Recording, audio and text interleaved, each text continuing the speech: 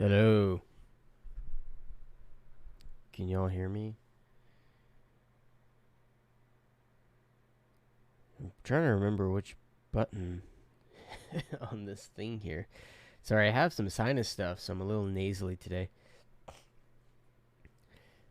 I have a surprise for everyone. So get ready. If you're a frequent viewer in the past, mic is quiet. Let me pump that gain. Is that better? Is that better? Music's a little loud too.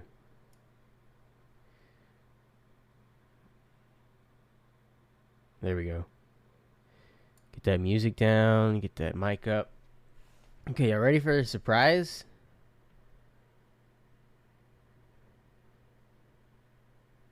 I have no hair. I cut it all off a couple days ago. It's all gone. I hope all the stream still works. I spent like 45 minutes updating. I literally haven't turned this computer on since my last stream, like months ago. So I was like, half the stuff didn't work and I had to reset it all back up. Hey, Ride Bikes. Oh, you didn't have to subscribe. I kind of feel bad because you haven't streamed in a while. But thank you so much for the subscription. Oh, come on, people.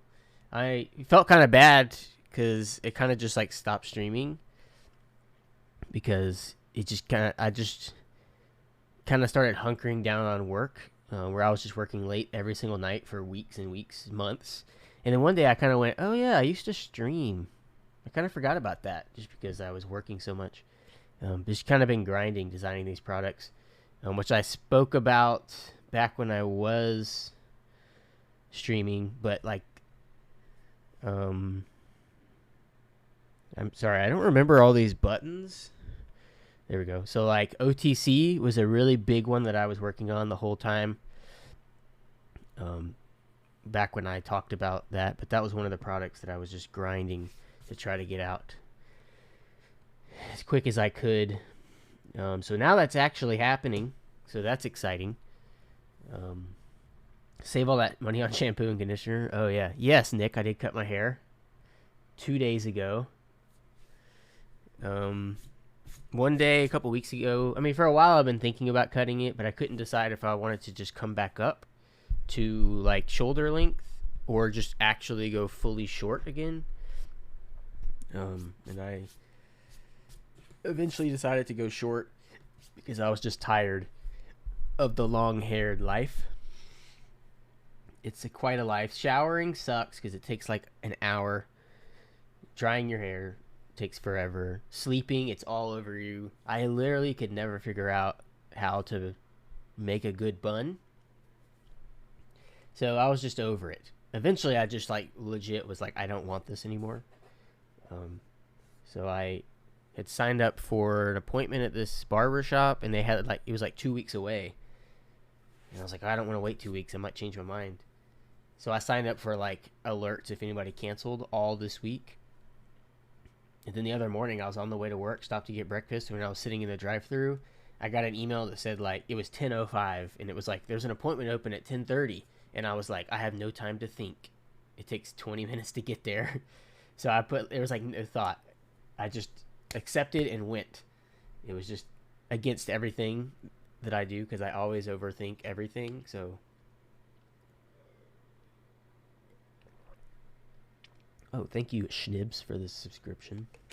I really don't have to subscribe. Oh my gosh! Every time I say that, thank you, Horty Who. So I'm sorry I haven't been here in a while. How has life with short hair been? So it's been how many days? 2 days. This is day 2. I'm still in like shock denial.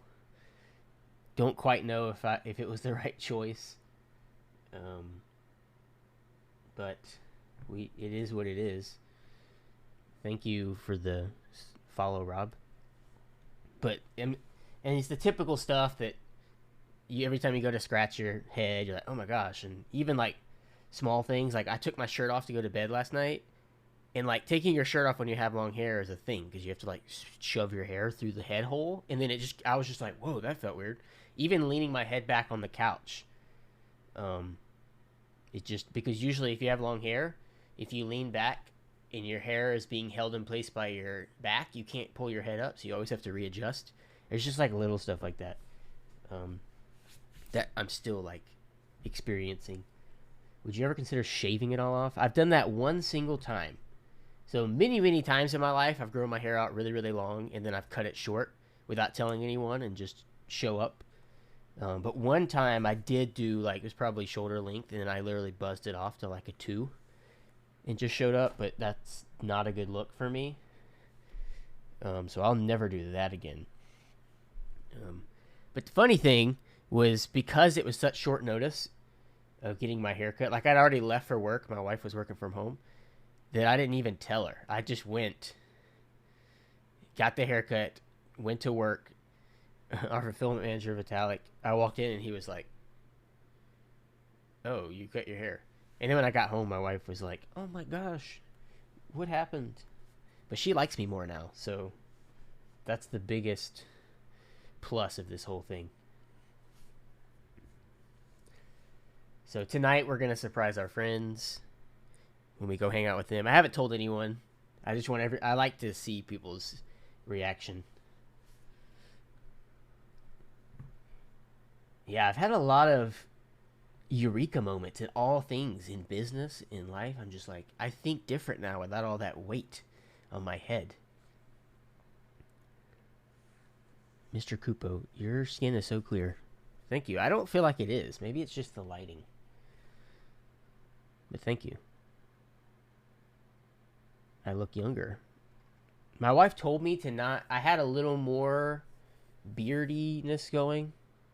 Because I had a longer mustache, kind of Alex Soto style. I've had that for a long time with the long hair. I'm pretty sure I streamed with it. But it kind of looked weird to me with the short hair, so I kind of shortened it just to kind of play with it. But she didn't want me to cut this short because she said I looked too young. So maybe I'll let it grow out a little bit. You rescued us from a keyless afternoon. Is nobody else streaming? Maybe that's why I have all the viewers. I'm not having to share them with anybody else. So yeah, you can see my little mini thing. Let's swap down here. Which I think y'all have seen all the pictures that we've posted of this pre-production unit.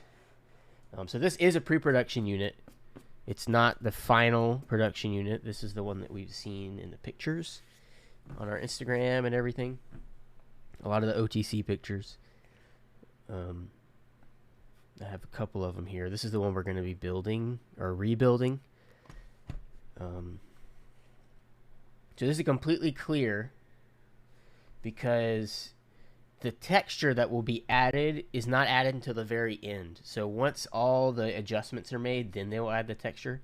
So for right now, they're completely transparent, which is kind of cool.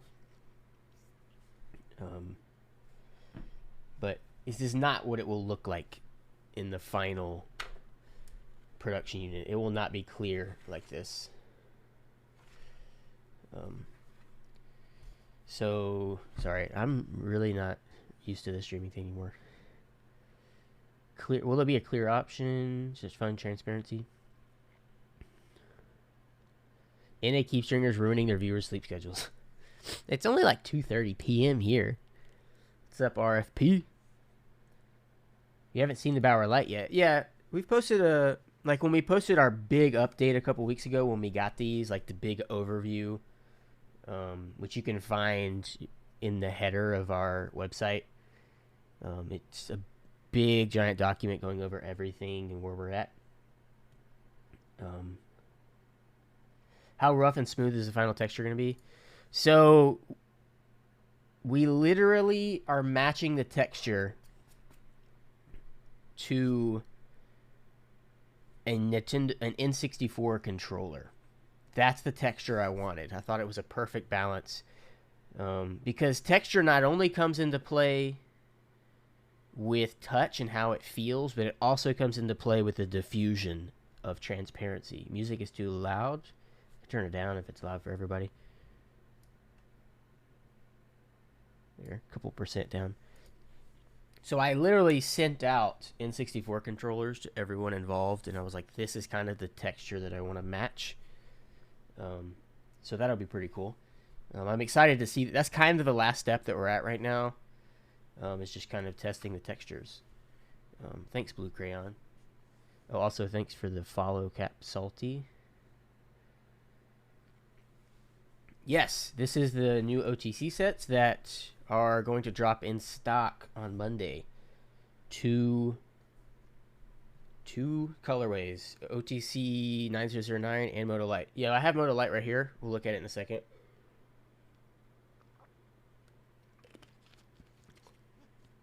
Colors, we haven't announced the colors yet because I've been wanting to wait to announce them when I can actually show everybody the pictures. So once we get the colored samples, I'm going to show them off. Ordered a desk pad from the new drop. I just wanted to say I love the new box design updates and unboxing experience. Oh, I'm glad to hear that. Yeah, I spent a lot of time revamping all the packaging on desk pads, and I just love going in there and picking them up and looking at them. I just love boxes. Sorry, I'm pretty sure I'm leaking from the nose right now. Woo. Copying both. Thanks so much, man. What other colorways can we expect? There is one that has been teased in some of the pictures. If you zoom in and look around in some of those pictures, you'll be able to see the name of one of the colorways. So there is one that's technically out there. So you could technically find that. So I actually have to stop streaming probably at about 4 or 4:30. So I guess that's a decent amount of time. So basically what I originally was going to stream for is I needed to loop some switches because we're going to the Cannon Keys meetup in a couple weeks, and we're going to be bringing these Bauer lights. But I wanted a few different builds, like stock build, stock with foam, and then like lubed, just to see all the different ways that it can be built. So I needed to lube some switches for the lubed build. Like this one is lubed, but it's actually an aluminum plate, and the kit will come with a polycarbonate plate. So I didn't want to have something that's not exactly what you're going to get in the kit. So today we're going to be building one up that has lube switches with the actual polycarbonate plate. So that's what we're doing. Also, just before anyone points out, these arrows are not what you get in the OTC kit. This is one of the samples that I got early on where they were in the wrong spot. So they have since been fixed. I saw someone ask that I use Command on this. Yes, I do, because I use Mac, which I'm actually using a Windows right now, but I just brought this in here to use for the stream. But I use Command here, basically just like people on Windows use Control, because most like shortcuts on Mac use Command in place of Control, so it's basically the same. That's the entire reason why these OTC sets have this here, is literally just for me. It was just kind of a little thing that I put in there for myself, and maybe I can convince more Mac users to start using R3 Command. Screws align with blockers. These are technically not screws, which we can look at when we do this, when we open this one up.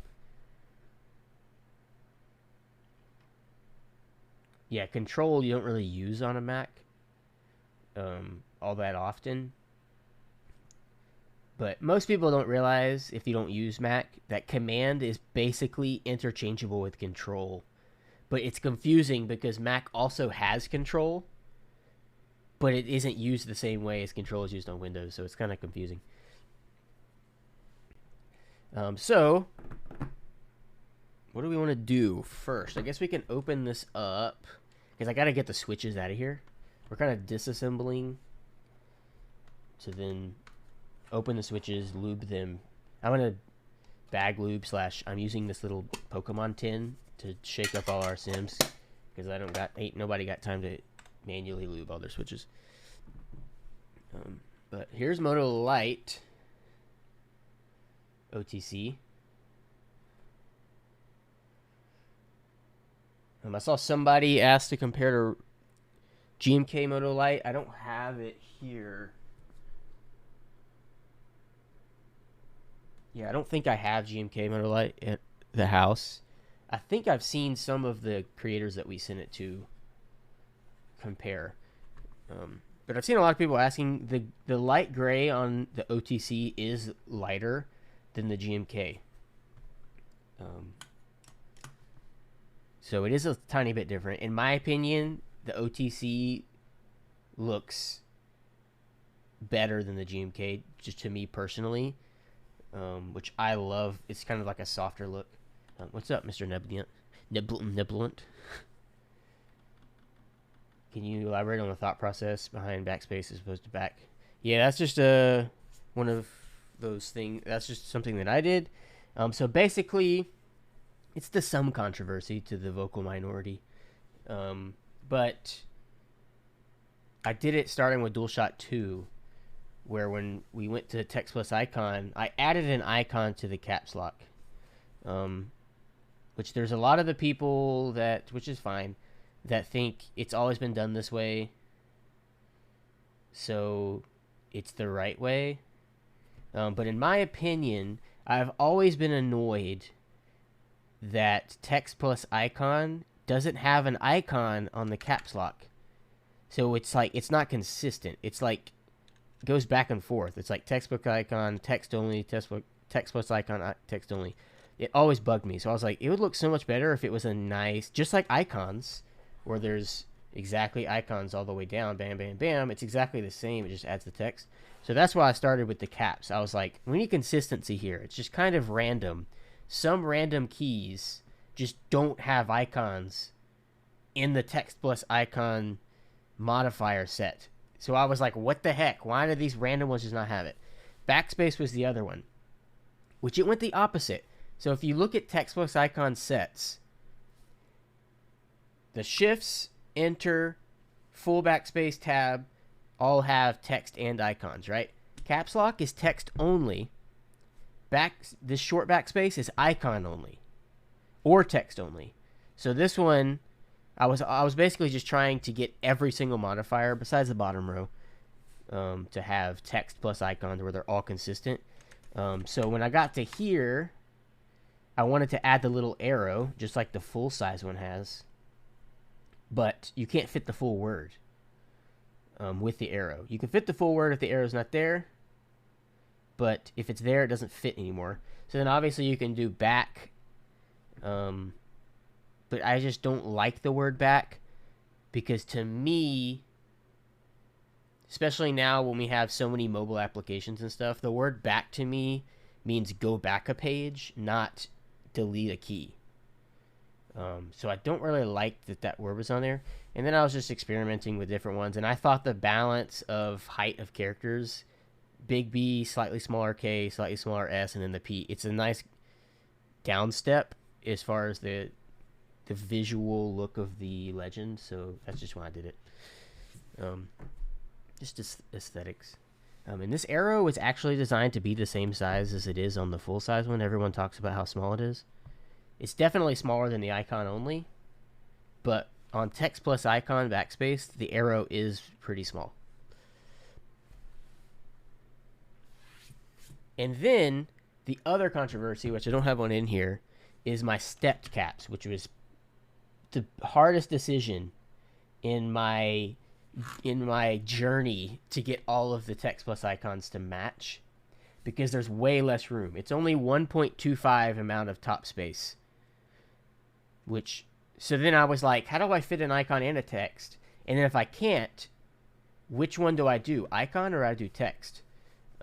So originally I was just going to do icon only, because everything's left aligned. So I was like, obviously the thing that's on the far left should be the thing that stays, and you'd remove from the right, so that they would at least still line up. And then I was like, this just looks weird, and it goes against everything, why this whole journey started, to make everything match. So then I realized the 1.25 shift that is used for ISO from Cherry, the original molds, have the icon, the up arrow, and the word shift smashed into a 1.25 area. So they just moved the word shift slightly closer to the icon. And I was like, okay, I'll just do the same thing. I'll just match the same design philosophy that Cherry made with the caps lock key. So I technically didn't come up with that idea. I just mimicked the shift key. So that's how I came to that decision.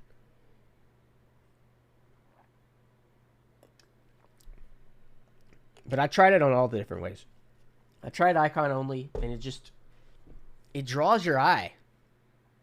Like, the whole point was to make the whole setup look balanced. I don't want it to be like, oh my gosh, there's a big gap right here and there's no icon. Or it's just like, it looks so unbalanced. Do OTC blanks? I've seen some people ask about that. What's up, Nick? Dang. This sinus stuff is... Oh, before we get into this, speaking of OTC, I want to show off my packaging, you know. Some streamers have looked at it a little bit, but... or content creators, but I'm so proud of my packaging. I spent so much time. Oh, what's up, Stray? I didn't miss a raid, did I? Because there's a bunch of famous people coming in here. When are we going to see the Bauer X? It's being prototyped. We're prototyping a lot of boards right now. Nuke data would be hard because it would be full reverse die sub, which is very expensive. But, I mean, we're working on it. So, yeah, I had a lot of fun designing these boxes. I was really working hard to find a standardized box design.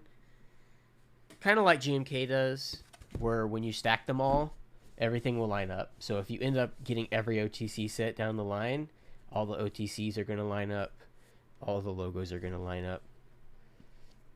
So that was pretty fun. Though technically it would be that.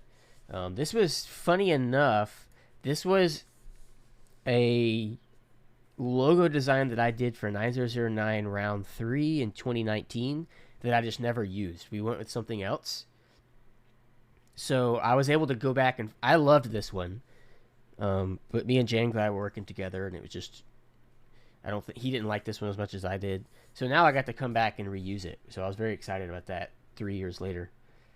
So we'll just go through these. Y'all probably don't care as much as I do. So I got the little icon or icon plus text. Basically, just to prepare should we ever, like, oh, we want to do an icon version too, that you'll know which is which. And then we have all your information here. I was trying to make this as legitimate looking as possible, just because when I'm designing packaging, I want it to... That's kind of just part of the fun and the challenge is, can I make this look like it should be sitting on a shelf in a store? Whether it ever is or not, but that's just kind of fun. So then it shows all your little layout coverage and stuff. And the back's pretty simple. We have actual barcodes now. Actual UPCs. I like this one because it fades from the cyan to the red on the back. So this side's the red version, this side's the cyan version. And then 9009 has like one side that's the light, one side that's the dark. I can't unbox because there's nothing in here. So yesterday evening, I was taking pictures for the launch. But I would realize, like, okay, this is a real-life product that we're dropping in stock. I don't want renders on the page. Sorry, I'm hitting this camera.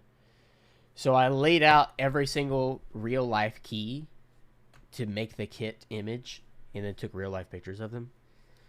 So none of them are in the boxes. They're all, like, dumped on a bed, on a table in there.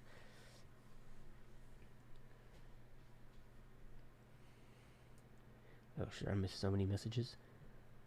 Would you do text only? I'm not against text only. It's just if people want it, and it's kind of the lowest popular one, least popular.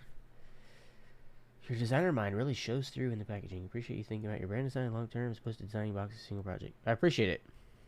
There's a lot of random thought that goes into there, which I've actually learned from doing it wrong a ton of times, where you design a box thinking presently, and then when something changes or you improve something, you're like, well, crap, the box doesn't support that, or this doesn't support that. So I've kind of learned to just design for the end goal, even if you're not there, just so that it's ready whenever you are there. Gradient on the bottom is so nice. Appreciate it. Is the music skipping for anybody, or is that just on my local end?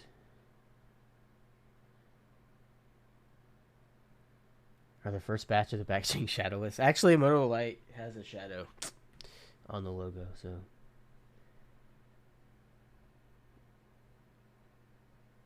Was there a sound test for the Lite earlier in the stream? No, I haven't typed on this yet. So I said earlier, this has an aluminum plate, which is not going to come in the kit. So it probably sounds different, which that's what we're kind of doing today. Is I'm going to try to build up the same build with everything that's going to come in the kit instead of showing off what you have to buy separately. We didn't miss anything. This was pre-built. Just have to do a lot of testing. So we're going to take it apart, lube all the switches, put it back. Regular Moto, I mean, it's in the works. We have tons of OTC sets already in the works. Sorry, this always bugs me when this thing comes out. But reverse die stub is very expensive, so we're just working to get that price down. Because Moto, the whole entire set is reverse die stub. So I don't have a scale, but it's actually heavier than I thought it would be. When I thought, oh, this is going to be a plastic keyboard. I mean, it weighs probably a pound, maybe 2. With just everything that comes in the kit, without the weight that will be extra, which I think will add 0.75 or 1 pound to it. I can't remember when I was checking in the design program how much the weight was going to add. Which that'll be an add-on eventually. So yeah, let's open this guy up. What screws I got in here? I just have like a hodgepodge of screws that I find around everywhere building these things.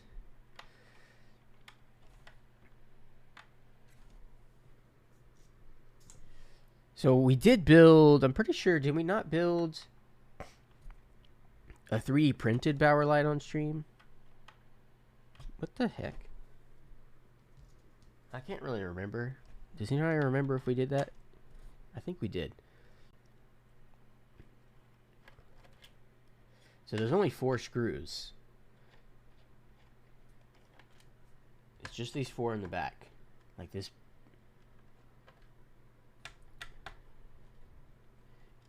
Just take these through in the back. Sorry, I need to. And then you just boop. And down here we just have little nubs that clip in. Oh, I didn't have a. Oh shoot! Almost just lost all my screws. So disassembling here. Maybe I didn't build. I've built so many of these sample testing prototype units that I can't really remember what I did where, because there's just been so many. So we can kind of. I have a lot of close-up pictures, and this all is explained in our document. But we can look at it. So it's very similar to the regular Bauer with the shelving, the little shelves that we call it. But this one, because of injection molding, it's not just a big, thick, long thing. We had to put literal shelves that like stick off. You can see here. And we've swapped to pour-on from neoprene because pour-on strips are just more. They're just easier to work with and handle and put where you need them to go. Neoprene, when you peel it off the sheet, will stretch, and it's not very user-friendly, so literally just pulling it off of the sheet could end up making it too long from stretching. So we swapped to pour-on just to make the user experience better. Doesn't seem to affect too much about the sound or anything, so we'll be swapping to that with all of our boards, just from feedback that the neoprene strips aren't the greatest. There's also insets here on the shelves to put the things, but you can't see now that they're on there. Yes, Wilba designed the PCB for this. So we got that. Daughterboard, obviously. I thought this was a really cool. It's really hard to show this off when it's so clear. So fun, interesting thing. So originally, this was going from here, just wrapping around this pole and lining up perfectly with it right there. Like those two are just going straight across. But when we were testing the injection on the first round, an air pocket kept popping up down here. So we were like trying to figure out, because it was just too hard to get around this thing. So our solution was like, let's make this thing dip down. And then I was like, oh, that kind of looks cool. It's like a pretty cool little like organic shape there, and it really kind of goes with the arches. So it was a really cool thing that came out of like a problem that we had to solve. Like you can see there's a little bitty spot right there, maybe, that was causing an air bubble. There's a lot of tiny tweaks like that that you have to mess with and try to figure a way around in this process. So what people thought were screws earlier, actually little rubber bumpers that we call donut bumpers. Just because our other ones on the plate were called taco bumpers, so we just kind of went with the the food because they're little round bumpers with little holes in the middle. But because like we get the shelves on the bottom, obviously for the strips, but because of the limitations of injection molding, we can't fill this whole thing in. It can't be 7 millimeters thick. Like there's a thickness maximum on injection molding, so this kind of had to be open in here. So this was our solution, were little pads that would put pressure on the top.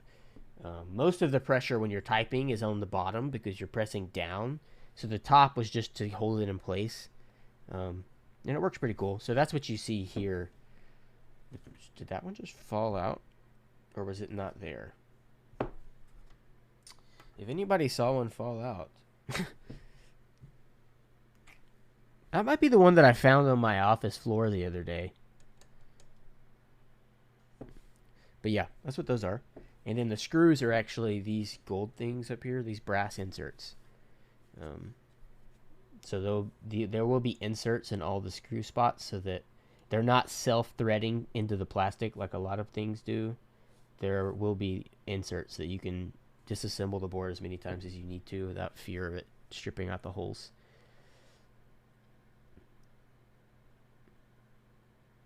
How many rounds of revisions did it take? I think we did 6 3D printed prototypes, which were very expensive. Those were like $1,000 a piece. And then this is actually the reason we did so many of those is because making changes to the actual mold is way more expensive, and sometimes you just can't do it. There's some things that once it's done, it's there.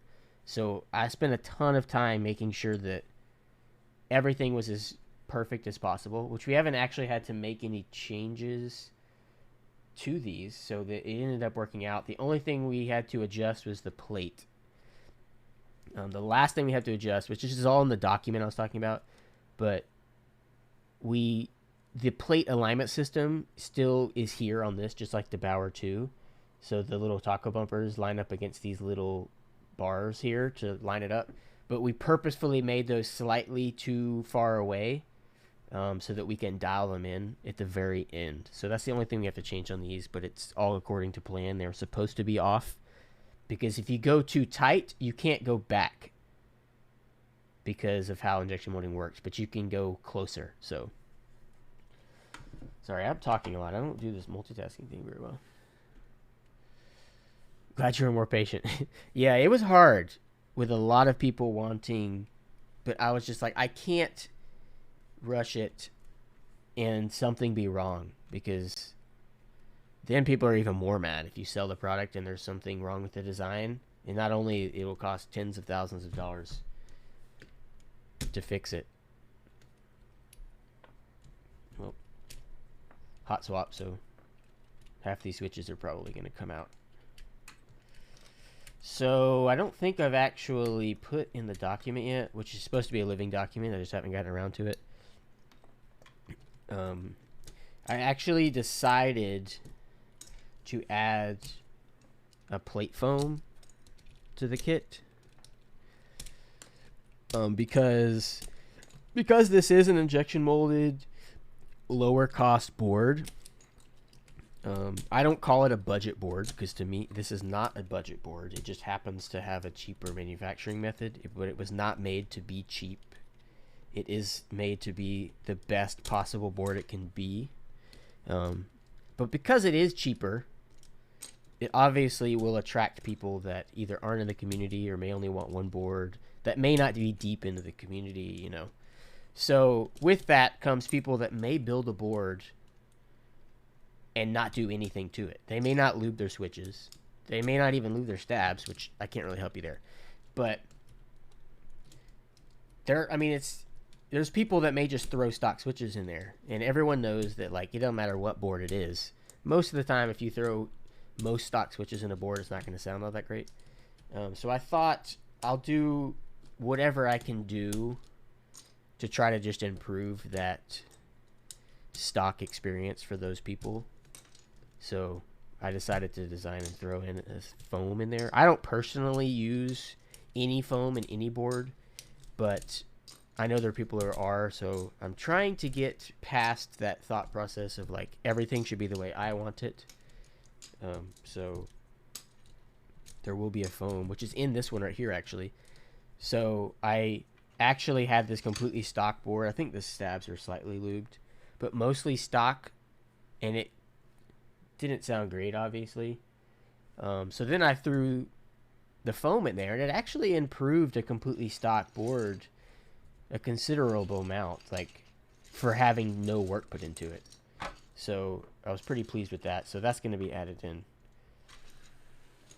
It's going to be a pour-on foam at the moment. I'm still kind of testing it. Are there details on when the Bauer PCBs will be available? Though we've had those on order for a bit, so it shouldn't be too much longer that they hopefully will be here. Is there any details on when... Oh, I just read that. Is the hot swap PCB for Bauer Lite going to be compatible with Bauer 2? Yes. Hot swap PCB will be, as well as the plate will be backwards compatible. And then Bauer 2 plates will also work on Bauer Lite. That was a big thing of me in my designed thought, was I wanted it to be backwards compatible. What's up? Details on colors. We will be releasing colors when we have the physical samples to show off. Music's still too loud? I can't remember what percentage I used to use during stream. Let's turn it down a little bit. I can't remember how I did all of this stuff back in the day. So this hot swap PCB is actually a different color than it's going to be. So we kind of knocked out two birds with one stone with the sample. So the Bauer Lite PCB is going to be that same color we've always had, that light gray. Which the reason why I chose light gray from the beginning, and the reason I'm keeping it on the Bauer Lite, is because I want it to be a neutral color, so that when we have these translucent boards, that, like, the color of the PCB doesn't affect the color of the board. So you don't want, like, a red board that's translucent with a green PCB in there, and then it just turns it like poop brown. So it's just going to be light gray. And then all of our CNC boards are actually going to go to this color, this dark gray. Basically, the light board will have the light color, and the not light ones will have the darker color. So we knocked out testing the color for the CNC on the hot swap. Is 808 ink just a recolored black ink? Kind of. So the idea with 8008 inks was, my favorite switch housing was black ink. My favorite spring was got yellow. So I was like, I want to combine the two and then do it in 8008 colorway, which is one of my favorite colors. Only problem is the black ink is translucent, and these colors, if you put them in the translucent, just wouldn't even look like 8008. So I was like, well, we need to do them opaque instead of translucent. That ended up taking, or basically we had to work with Gatoron, or they basically did the work, but to create an opaque variant of the ink plastic mixture. So it's like it's technically like a custom mixture for it to be the same properties and experience as the regular ink, but be opaque. So it's technically different. And the spring is different, so it's not a black ink. Hope your weekend is going well. Yeah, it's going pretty well. Why am I doing this? I don't know why I'm taking this plate off. Because it's hot swap. You can see here, if you've read our document, this is the one adjustment we're having to make, is I actually messed this screw hole up. So the normal place for this standoff screw on hot swap boards is just centered between, I believe, the two middle points of the switches. So these two big holes where the big thing, the big shaft in the middle of a switch goes. But when we did that, it didn't line up with the blocker. It was slightly off-centered. So I was like, hey, can we center it in between the edges of the switches? So Wilbur made that change. But then I forgot to make the change on the plate.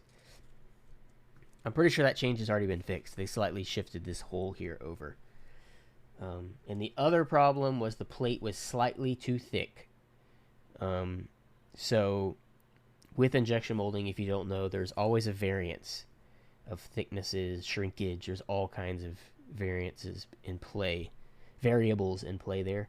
So this ended up coming out too thick at like 1.5 or 1.6, even some places 1.8 millimeters thick, which was too thick for the switch to click in. Like the switch has this little, I just hit myself in the face with this, has that little area which you hear it when you push in, it clicks into place and holds the plate up where it's supposed to be. But because it's too thick, it doesn't click in and the plate just keeps falling, which I think that change has already been fixed too. But if you use your standoffs, and I use this foam is how I got it to actually like stay up. There's the foam. This is a pour-on foam. And you'll notice that the corners, it doesn't go around the corners, and that's because, I don't even know why I'm telling you this, but this is just design stuff, so it's exciting to talk about. So if I made this foam go all the way around the corner, it was going to interfere with the taco bumper, which kind of goes like a millimeter or two into the plate. So I just went around those 4 corner switches. Okay. So technically, I didn't even need to take that off.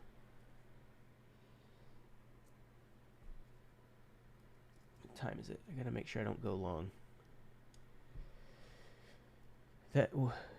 That happened kind of like a brass plate. I made the switch hole was not wide enough and it wouldn't click in my way.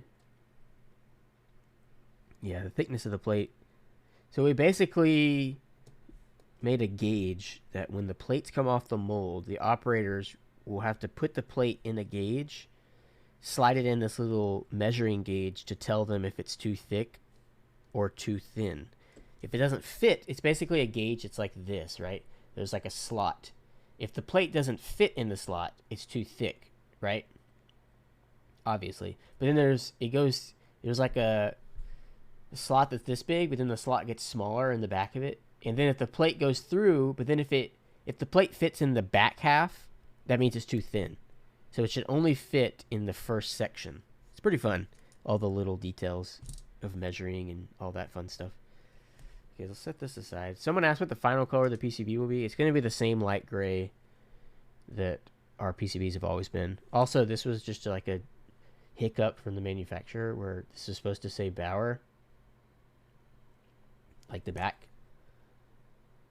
in Omni-Type, but one of the layers didn't get printed. So this will have a cool little Bauer logo that like shows through the cutout. Okay.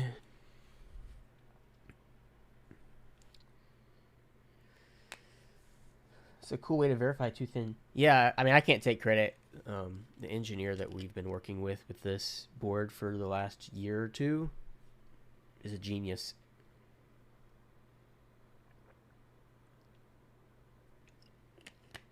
Will there be plate files?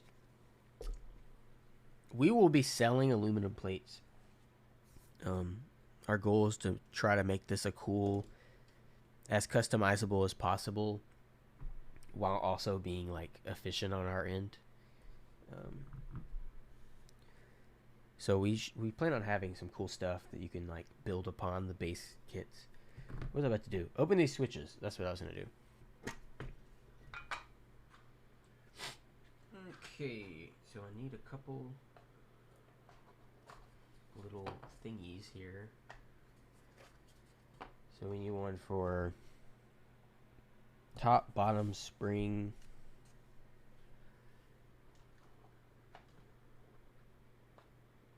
Oh, A008. I'm never gonna get to the whole point of this stream, am I? Got this too. Whip! I brought this home. I didn't even plan on streaming. I just wanted to look at it.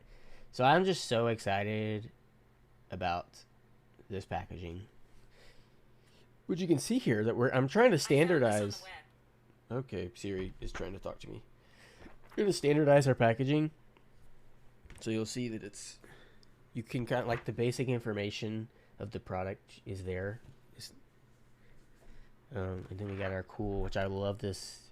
I've always loved this like cropped logo here that shows all the colors. And then we have the sides, which on the blue version, it's the exact same packaging, except this is a blue border and this is a blue side. And the Omnitype logo is blue. I didn't open one of those because I didn't want to mess the inventory up for the warehouse. So I only brought a pink one home. And then the back is both colors. So, yeah, this is the new GMK packaging. I love this new box because it's actually square, so you can actually stack them. And I'm just excited to see the blue and the pink like stacked on top of each other. So, let's... Does this have the new packaging? Yes. What is the likelihood that a new color with the Bauer 2 gets announced this year? It's possible. Never say never. Okay, so I'm going to be 10 lubing, basically bag lubing these. So I got to open them all up. Yes, there will always be extras. I think we have a command for that. Extras! Okay, so in order to open these switches, I have something else we've been working on. Y'all always love announcements and teases of new products, right? So we got the OTC here, we got the Bauer 2 here. We're just going to throw 2 more upcoming products that I've been working on that's been keeping me from streaming right here, and then we're going to use it. So one of these products stemmed from streaming. The idea was born live on stream, and then I made it in real life. So we have this. You may be like, what the heck is that? Well, this is a 2-part tool here. So we have your standard switch opener, right? In Omnitype red. That, listen to this. I don't know, did that pop? I can't hear it. Pops off. So now you have your regular switch opener. This, ladies and gentlemen, is the first ever switch pusher. No more will you have a hurt thumb for pushing switches into your plate. You just push it in. You put your switch in. You hold this sucker like this. It's even got a little divot that's really fun to put your thumb in. You just line all the switches up and you go kaboo, kaboo, kaboo. There's no more sore thumbs. Everybody and their mama's gonna need one of these. This is the switch pusher. And then your switch opener nests down there for storage. Put it in your drawer. I did a lot of testing of the grip and to make it comfortable and the right length, and then the little spot for the switch to go. So, and then it has a little Omnitype logo here so that you always know if it's facing the right direction. So my first prototype didn't have that. And then every time I did it, I was having to look and be like, how do I get this thing in there? So then I was like, what if I just put a little something there so you know if you see the Omnitype logo, that means you're facing the right way. So these are coming very soon. These are coming very soon. So be on the lookout. Like one of those for each key. Yeah. Spicy Tuna knows. They were there for the eureka moment when I was using the back end of a box cutter to push in my switches on a very tight, gnarly plate. I was done. I didn't even stream for but a few months, and I was like, I'm done with this life. I don't know how these other streamers been doing it for years and just accepting it, but I am not accepting this, and I'm designing a solution. Opener, yeah, this is CNC'd aluminum with the Omni-type red anodizing. You have a fun little Omni-type icon down there in the middle that you can look at and admire. So there you go. So we're going to use it.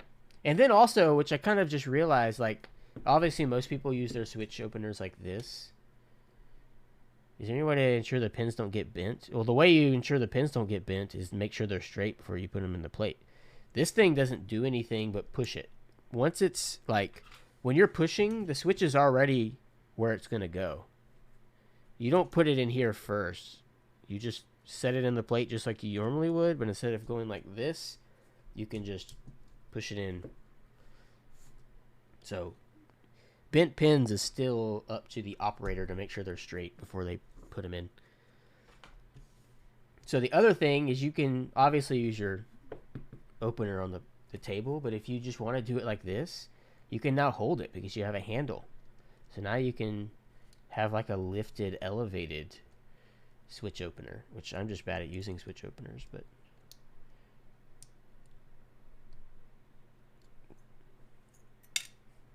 so a few little options on how to use it here, which I am not a fan of using it that way, but it's an option. Yeah, this one isn't for Kale at the moment. I was definitely playing with that, obviously, but they decided to go and make their switches different, so. Okay, what order? Make this more efficient here. Okay, these housings are definitely not going to fit all in these little boxes. Why is shipping outside Canada so expensive? Shipping outside of Canada? The US is outside of Canada.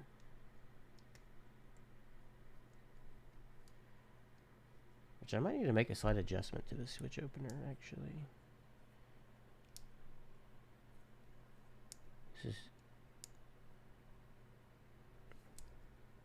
This is live testing on stream.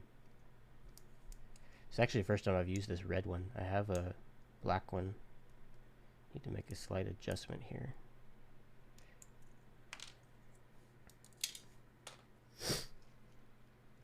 Shipping is just expensive.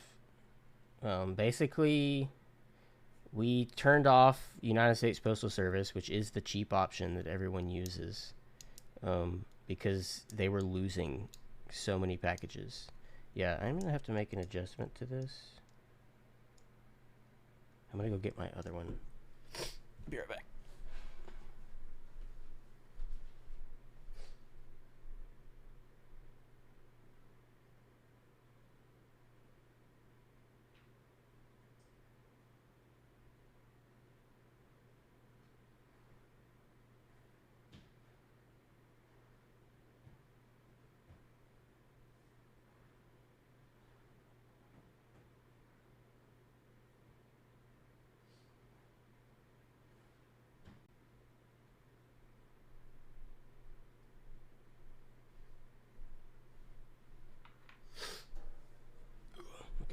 Can't find it.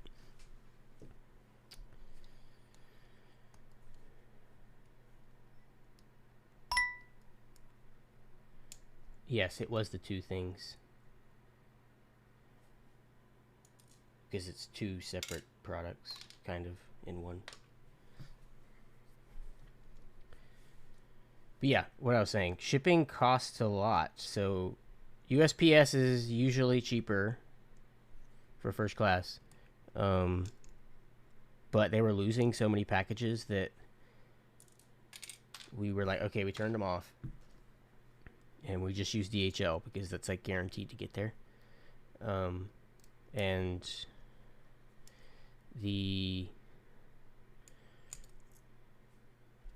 it got a little better as far as I've heard from other people that they're not losing them as much. But biggest problem is with USPS first class, the tracking is kind of inconsistent, where half the time it won't even say that it was ever delivered. So it's really a risk for us where we don't ever know if it's delivered, and then we have to pay to send another product across the world when it's supposedly lost or it takes 5 months to get there. So it's just kind of like we just had to make a decision to turn it off. Yeah, something changed here. My previous version, yeah, it's just not. It's what Nebulant said. I'm not embarrassed to say like that adjustments have to be made. My previous version actually held the bottom pretty well, but then I needed to round off some of these points because they were really sharp, and I was like, I don't want people slicing their fingers open, so maybe something changed a little bit when that change happened, but we'll figure it out. But for now, I'm the one that has to deal with it. Oh yeah, Slack. We're a Slack business.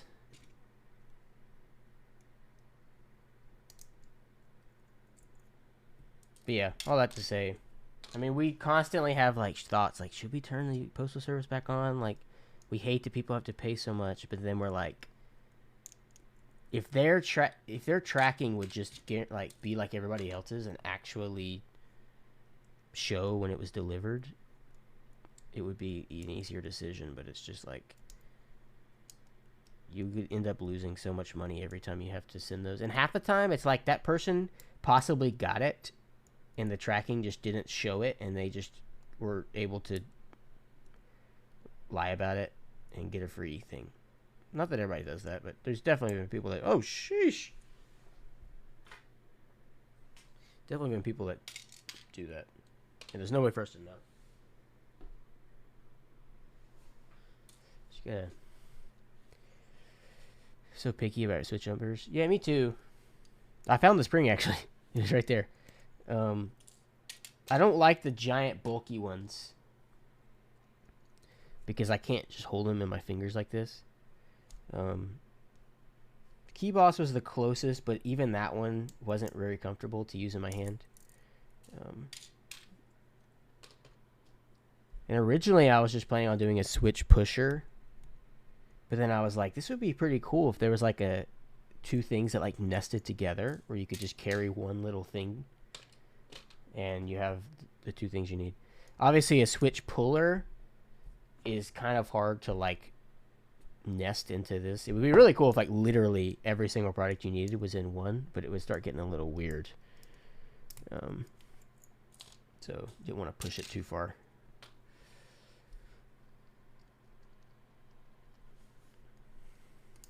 But yeah, we'll get this thing dialed in before production.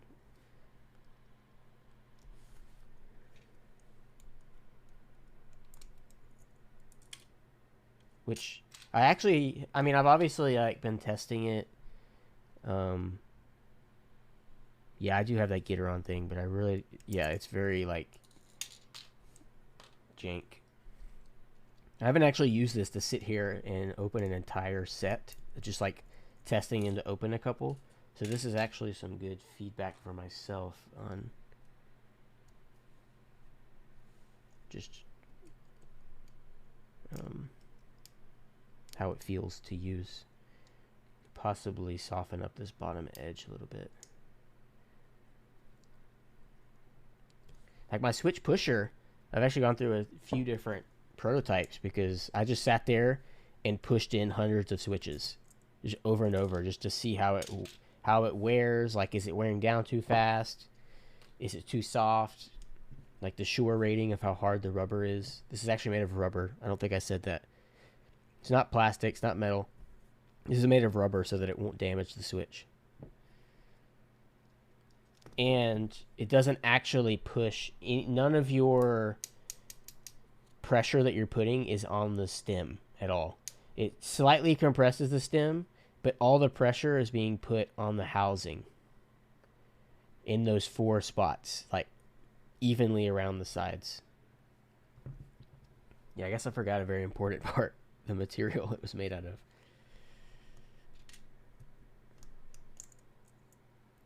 I was scared that one plastic would just like wear down or get bent and stuff. And then obviously metal would just be like, I don't want to use a metal thing to push plastic switches. That's just begging to damage. It's basically comparable to like a mallet, the rubber on a mallet. That's kind of was my inspiration as far as the rubber went. Because a mallet, you use a mallet to hit things that you don't want to damage, that you would damage with the metal hammer.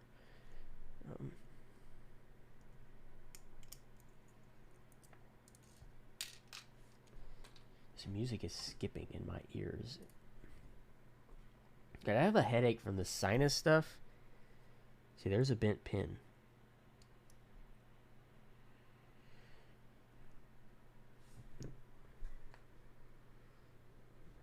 I don't have any pliers in here to straighten this guy out.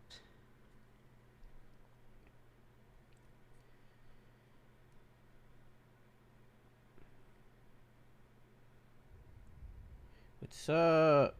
How are you? Glarsa still hanging out with you?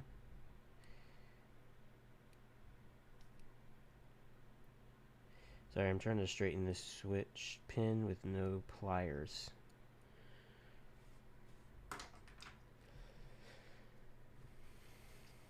Smart, so it won't push long pole switches. Yeah. It won't actually affect the stem at all when you're pushing. So for anybody that's joined us from the beginning, oh, he went back to London this morning. R.I.P. I mean, I am mind blown that he didn't make a stop in Alabama. I'm like, I can't believe he came to this country and didn't come here, of all the places. Like, that's just crazy.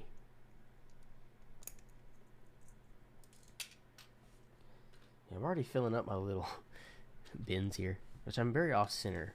Sorry. When your whole right side is stuff, being centered in the camera is technically off center.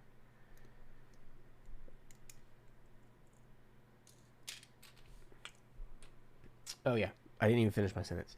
For anybody that's joining us, thanks for the follows that I've missed and subscription.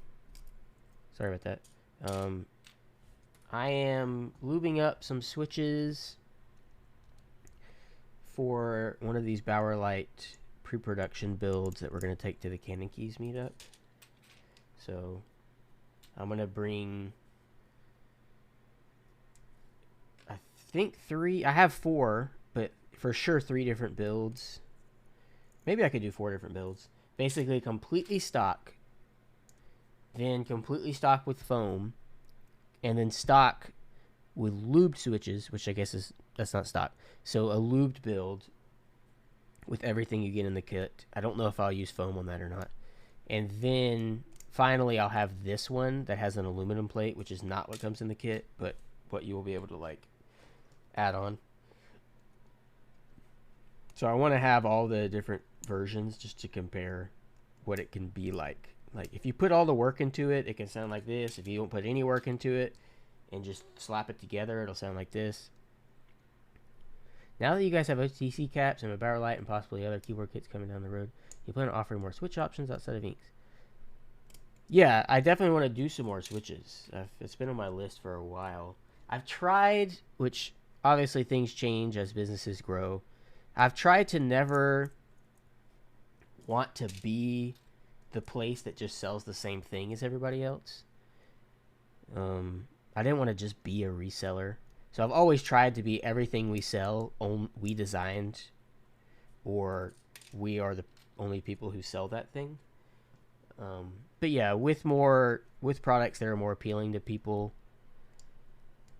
that might just want to get everything once and never buy anything else again and don't want to research and all that, I have been thinking more about just getting a little bit of the basics that you need. So But if possible, I still want it to be cool stuff that we made, and not just like gat yellow, red, black. I said the Canon Keys meetup. We will be at the Novel Keys meetup though. We'll be at both. Okay, I've officially filled up my bin. Will this stream be uploaded to YouTube? Yeah, if I remember. I'm really bad about, which I don't know if there's an automatic way to do it, but if I remember, I'll hit the button. But I have to wait 24 hours, so that's why I always forget. 24 hours after something happens, I'm not thinking about it anymore. Any plans on designing a switch puller? Yeah, I mean, it's kind of that thing where you start with one, and then the switch opener came, and then I was like, well, if I got a switch opener and a pusher, might as well have a puller. So, but also like some things like that, like a switch opener, like all switch openers are basically the same. It's like, so it's not all that exciting or challenging to just design a basic thing. But then I also don't want to just like be selling generic Alibaba versions, so I might end up designing one. But yeah, I don't want it to just be like, oh, green rubber handled switch puller with an Omnitype logo on it, if at all possible. I mean, not that that's necessarily bad, but I don't want that random outlier reseller. Have you used Twitch to export to YouTube before? Yeah, that's what I do. I go into the little thingy and export. But don't you still have to just like manually go in there and do it? There's no way to like set it up to be like, after 24 hours, can you just do this automatically? I'm pretty sure there's a couple of my VODs that I forgot. And then they expired on Twitch after the 14 days. And I never was able to do it.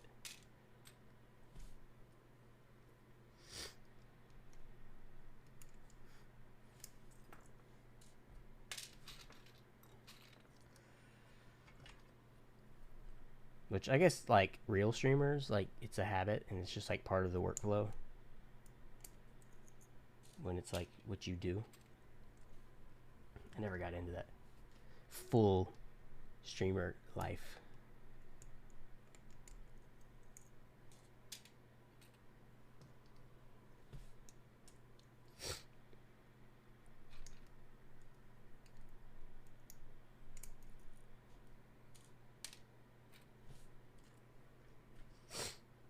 So I guess once we get these switch pullers and stuff ready, we'll have to send them to all of our streamer friends. All streamers need one.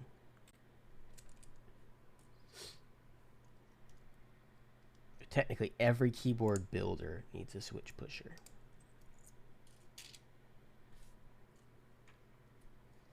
It is a must-have. Once you go switch pusher, you never go back. Thanks for the follows. Smalls. Vuitton.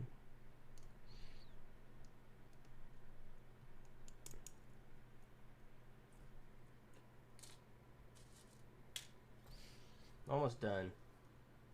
Got about 10 left. Looking forward to future OTC releases. Finally got to sit down and compare. Oh, good to hear. Yeah, we got a lot in the works. So, working on a lot of sets. Oh, dog cam. There's no dogs in here, and I actually made I moved the stream around a little bit, so there's actually not even a dog bed in here right now. So I'll give you your points back, because they are not up here. Sorry.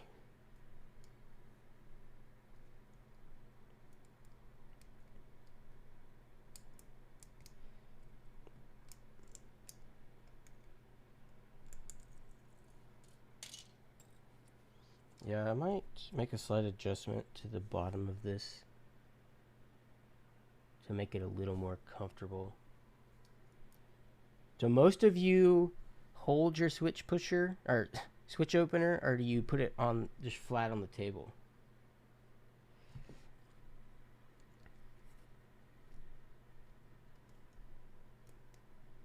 Assume timing for OTC sets is tricky when you're still waiting for GMK sets to deliver. Assuming, yeah, you're right.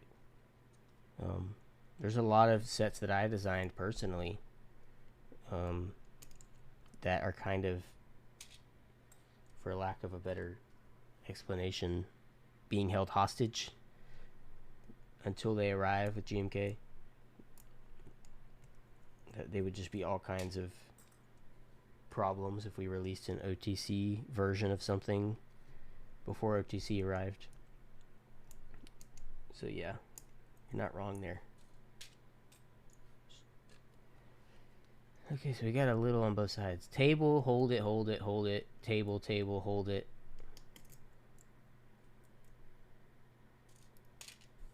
I'm gonna bag lube. I'm not manually lubing.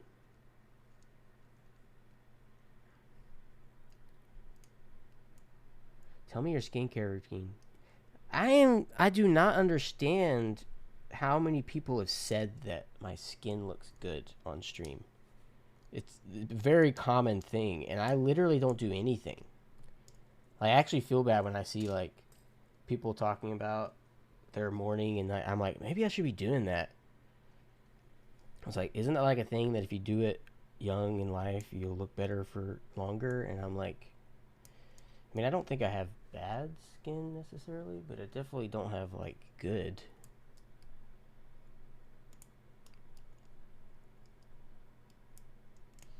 Yeah, camera doing a lot of work.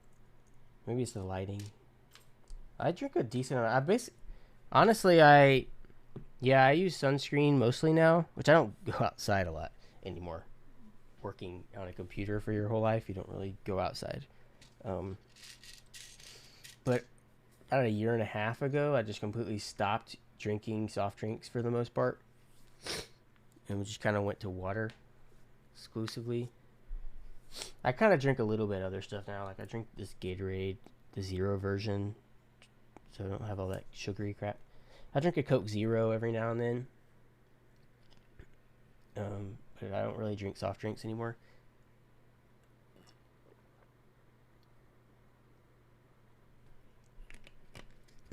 I'm not really a lubing expert here.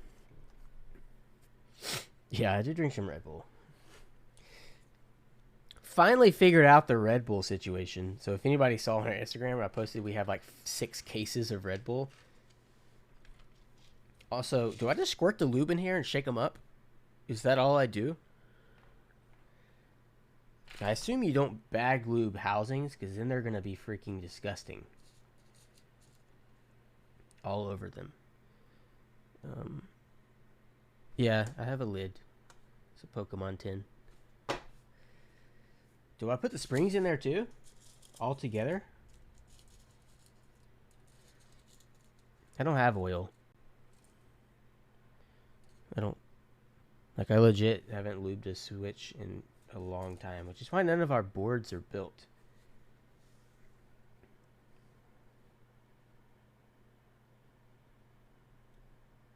Don't do springs? Okay. How much do I put in here? Do I just squirt it directly in here? It's kind of a weird feeling. Do I just give it a nice little, like, cinnamon roll layer? Like a toaster strudel?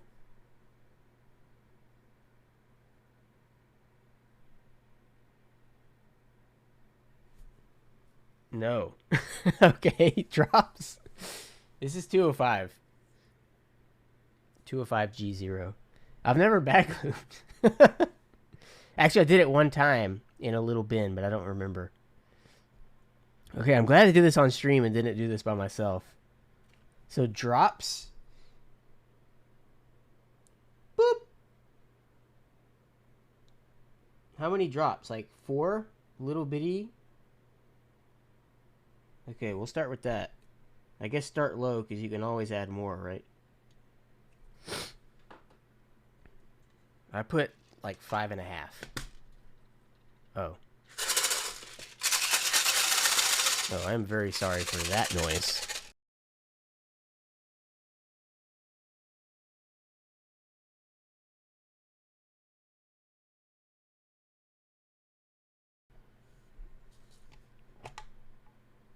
Who bag glue stems? People that don't have time to actually lube. That is always the answer. Let's see here. Where's my little... I have one of those little jewelry holding things, but I don't know where it is. Yep. We need more.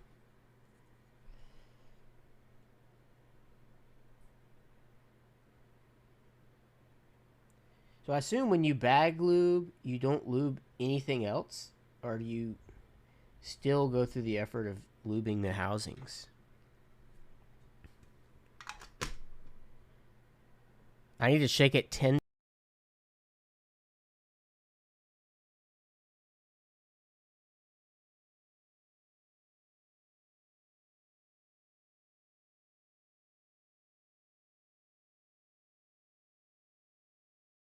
How loud is this? I'll try to hold it away from the camera.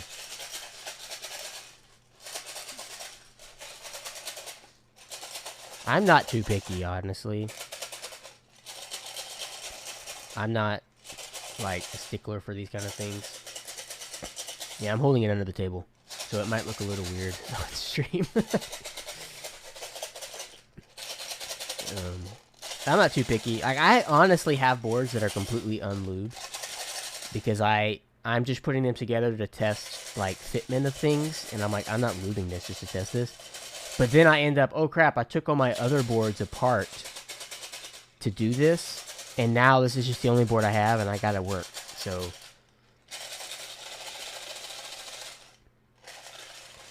Only use bag lube on linears. Well, that's the only switches worth using, so... How many minutes has it been? Like, 1? 2?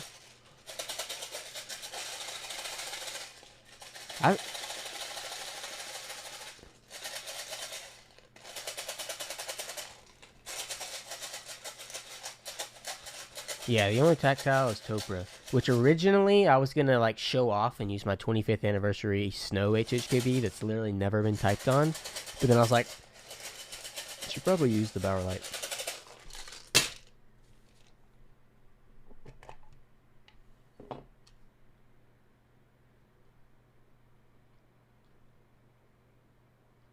It's very evenly distributed. It's just how much is on there. Oh, seems like a good bit. Seems like a good amount. Okay, let's test. I really wish I could find my little jewelry grabber so I didn't have to grab these with my fingers. Hey, what's up, VTech? VTech, stop paying us. We pay you. Tell VTech to stop subscribing to his place of employment. Do I just need to put a reimbursement on your paycheck? I swear I had one of those little jewelry grabbers.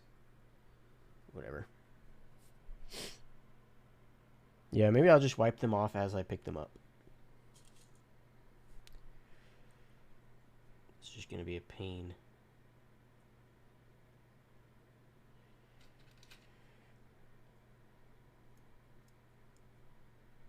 Did I put... Okay. Oh, freaking idiot. Put the housing on upside down.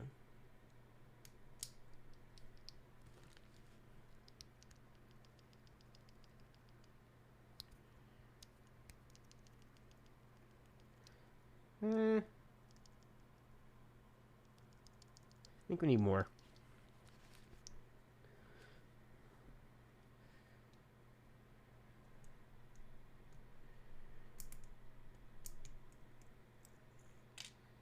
Need more.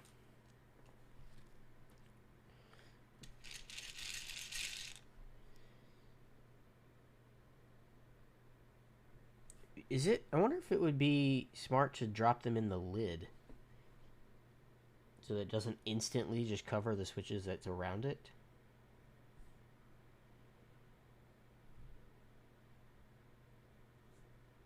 This is a good song. Magnolia Park. Check them out. I've done this with 205 before. It worked like one other time. Like I said, I'm not too picky about it. Like, obviously stabilizers are pretty important in sound, but I feel like you can make linear sound pretty good, pretty easily.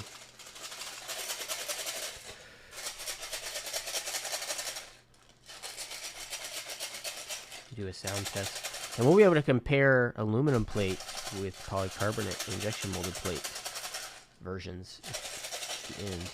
I got about less than an hour left before I need to get off here.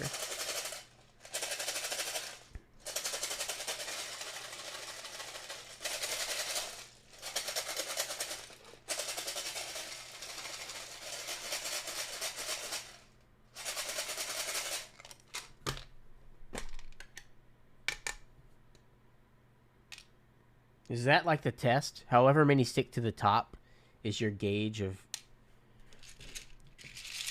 Oh! Got a flyer. Okay.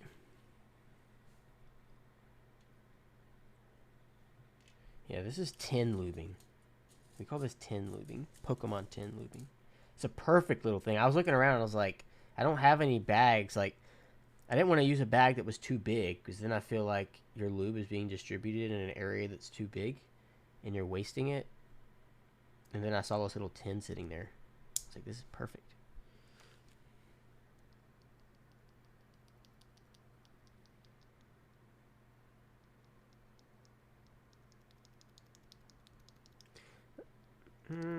It's so hard to tell if a switch sounds good just by itself, not in a board.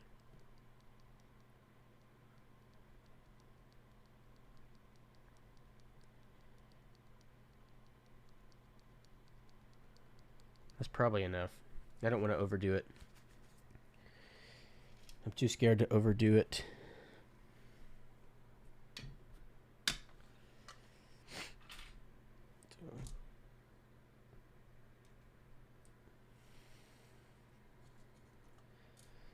Scarlet Violet? I don't know. I don't really have time to play video games. I actually kind of got back into it a little bit when Arceus came out, and I played that for a while, and then, like most video games, I just eventually one day put it down to work and then never picked it back up again and kind of forgot. I also am very much upset with whoever designed the logos for Scarlet and Violet. They're like the worst, most lazy logos I've ever seen.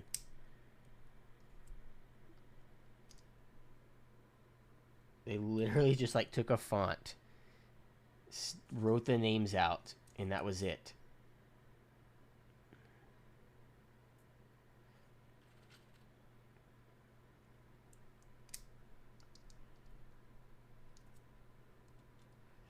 Show off the switch pusher at the end.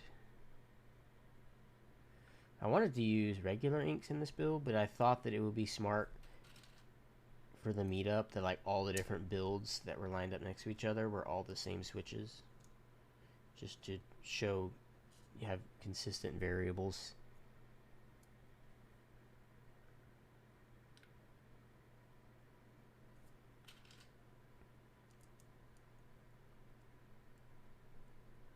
Keep putting these housings on backwards.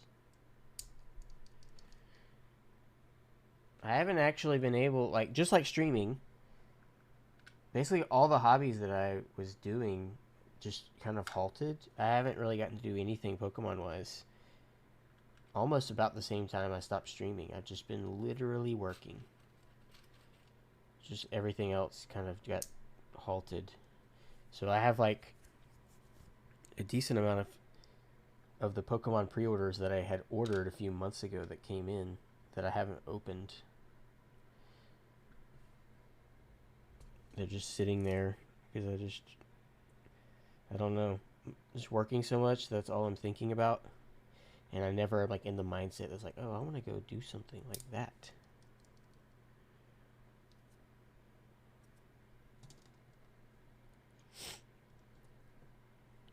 Just always distracted thinking about work.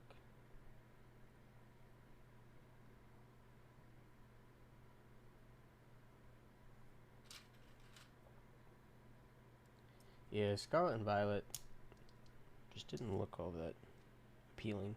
I honestly haven't loved, which Arceus kind of fixed a lot of it, like the aesthetic when they went to 3-dimensional instead of the 2-dimensional, which Arceus actually brought it to like an open world, like real cool game, which I think Scarlet and Violet are piggybacking off of that, right? But it just seemed like they came out with it too fast. It's like they're releasing like 3 games in 1 year's worth of time.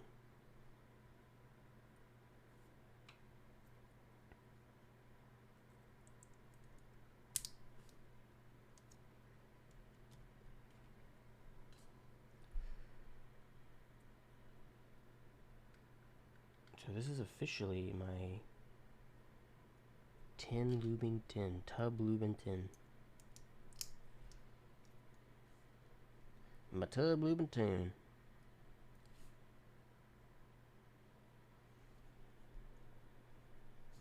The heck? Oh.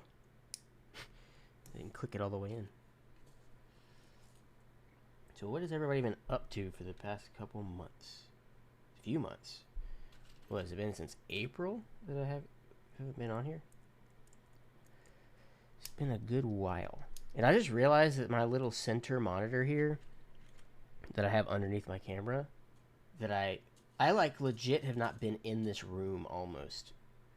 Like I haven't turned this computer on since I last streamed.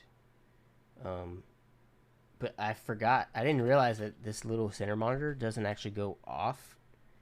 It was just sitting on with like a blue screen literally for like months. So it's got some weird looking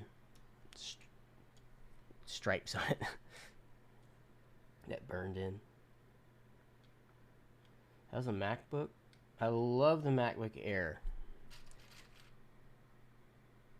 I am so loving it. It's so light, so mobile.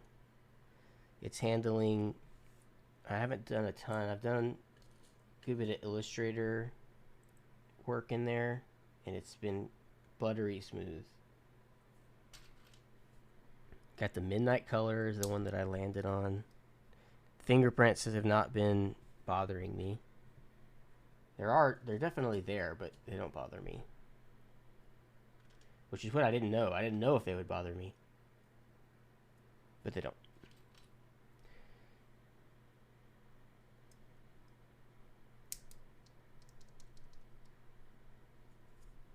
Oh, I kept the midnight. I returned the space gray. And then I got in the Starlight because my wife was going to sell her MacBook Pro for the Starlight. But then once I told her that it didn't have an SD card slot, and then when she realized that the one problem for me with the MacBook Air is that it doesn't have ports on both sides. So that was a problem for her. And then obviously the display is not as good on the Air. It doesn't have that XDR like the Pro. So she ended up keeping the Pro. So I returned the Starlight as well. But it was pretty cool to have like all 3 colors right there in front of you. I felt like I was a reviewer. I was like, I feel like I should make a video right now about these. Start my review career.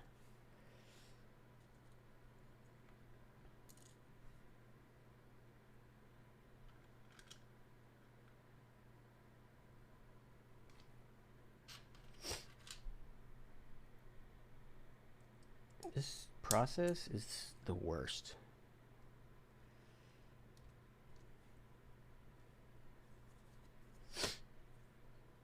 What if on our next Switch, how crazy would it be if we legit got the manufacturer to tub lube the stems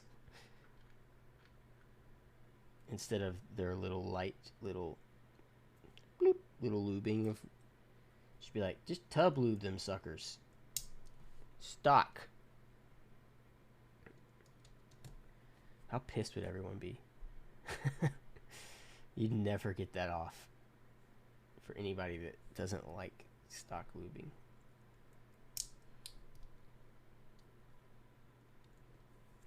I can see the outcries right now.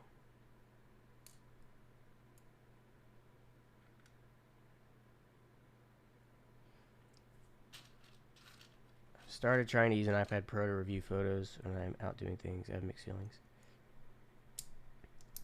The iPad Pro from a hardware standpoint is awesome. But the people who make the apps for it are not. It's like it's been 4 or 5 years now, and people are still not making fully fledged apps for the iPad Pro. They're still like half-featured mobile versions. So I was using an iPad Pro for a while, trying to replace the MacBook.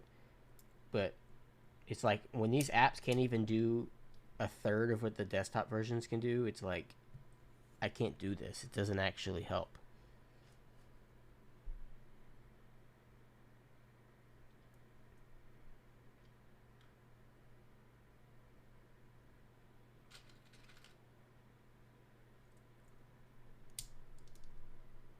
Can't wait to hear how this sounds.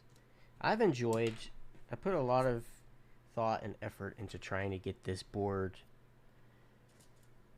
to sound as close to the Bauer 2 as possible. I mean, that was the goal. Obviously, it's completely different material as well as a completely different internal design, but the goal was you can get that experience for cheaper. So I think we pulled it off pretty well. Obviously, like, you have to put a little work into it like this. Like I said, you're not just gonna open a board and slap it together that's made out of plastic and it sound incredible without doing a little tuning. But I think with some tuning, this board can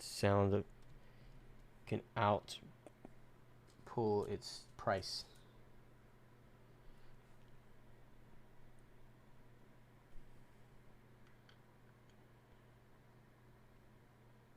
Oh, what's up, Matt? I didn't even realize that was you when I just read the comment.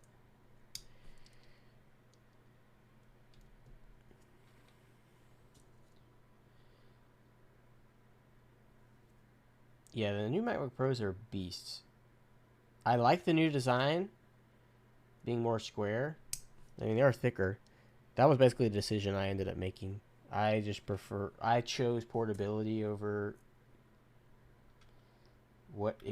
the max load that it can do, because I realized that I wasn't doing any real power work when I was sitting on a laptop. I was at a desktop if I was doing that.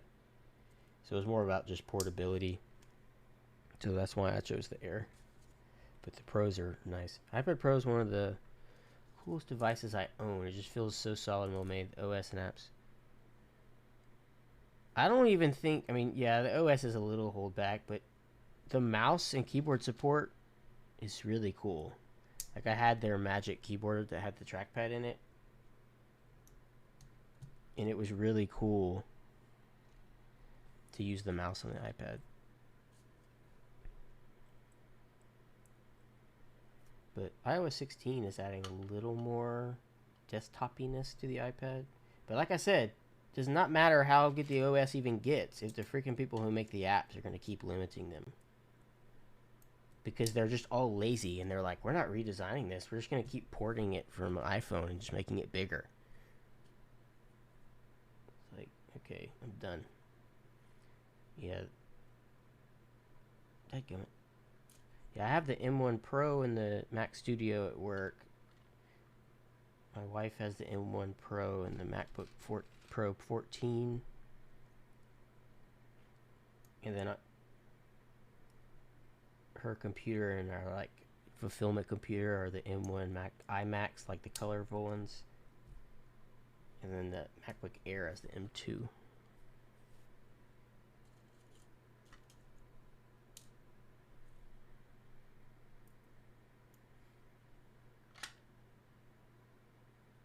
I better hurry up on this.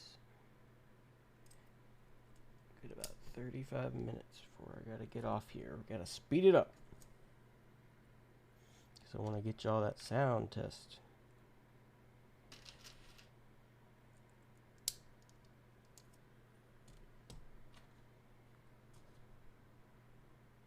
Did a lot of rambling at the beginning of the stream.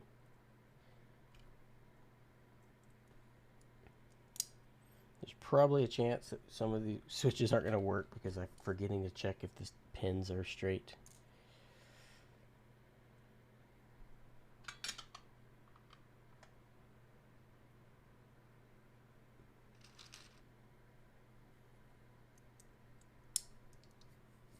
In my photo life, I noticed no difference between M-based Mac and high-end PC. Oh, isn't that the point? Is that a complement of the M1 chip?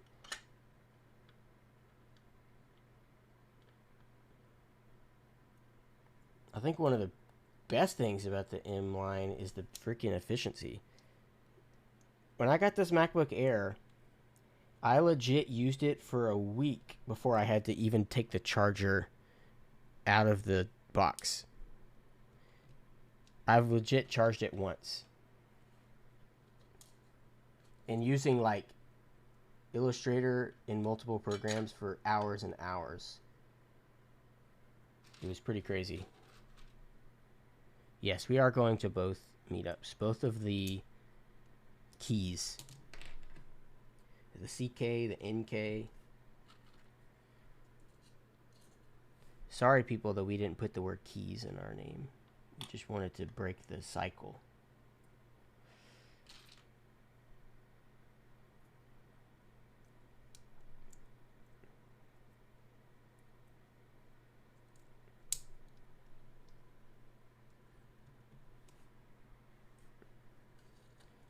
Have you tried the M1 Max, though? Because that possibly could be pretty beastly thing.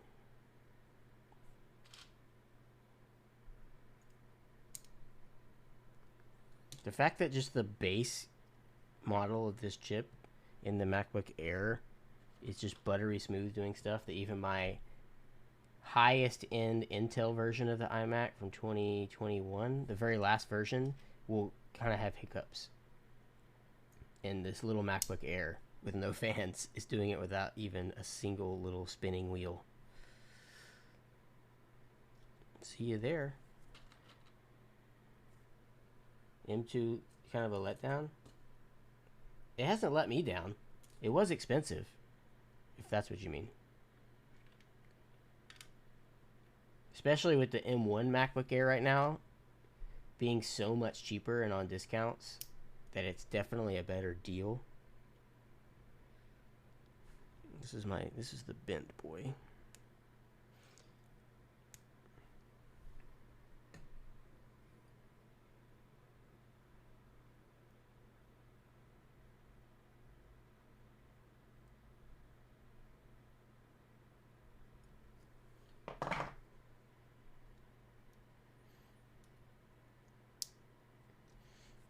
Need to put a little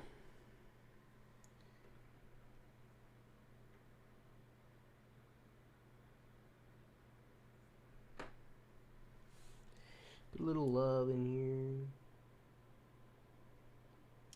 I'm not very good at looming stabs either. I'm honestly just not that great at building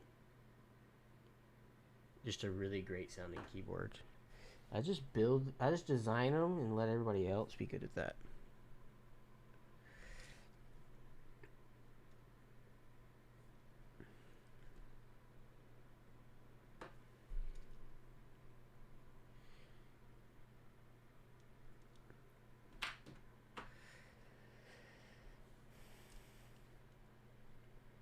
Winter Bauer Lite's dropping. We don't have a date yet. We're still finalizing. You can go look at the little document we have.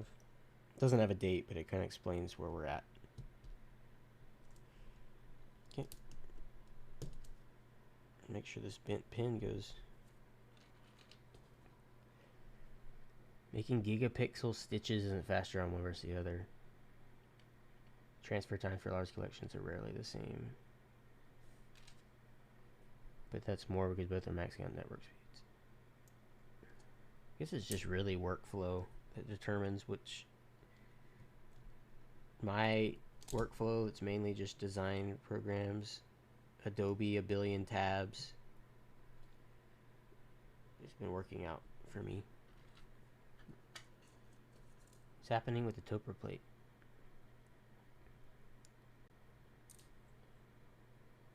M2 has throttling performance upload isn't that great over more versions.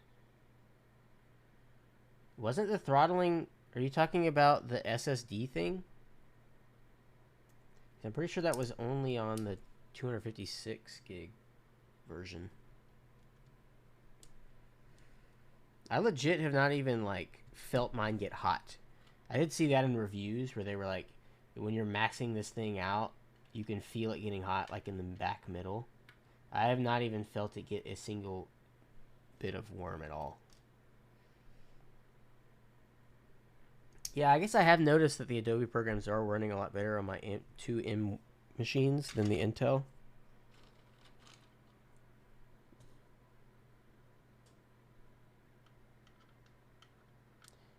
We are progressing on our board for the Topper plate. So just keep your peels eyed.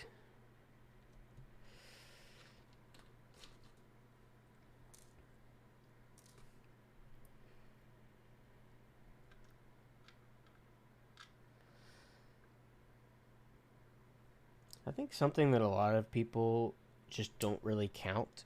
But obviously Apple's products sometimes are expensive. But I think a lot of people ignore or act like it's not a thing, that like the physical design and quality feel in your hands is not something that is worth money over something that's not. Wow, I straight up broke this.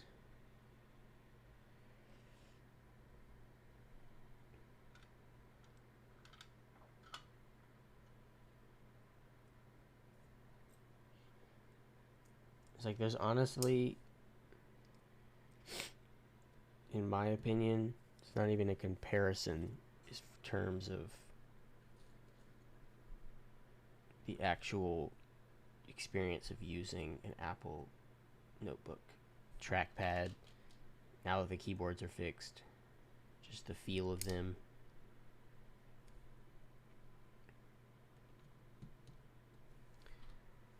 And then the whole ecosystem, you know, just using all Apple products is just like a seamless experience.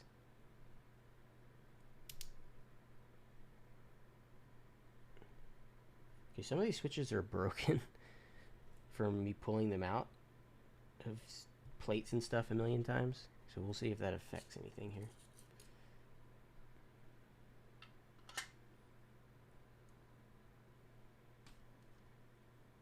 Strongly debating it. Yeah, I mean, I actually, when that Nothing phone came out, I was planning on getting one and trying it. That was going to be the first time ever that I'd ever go try an Android. But then I found out it wasn't in the US. So that died quickly.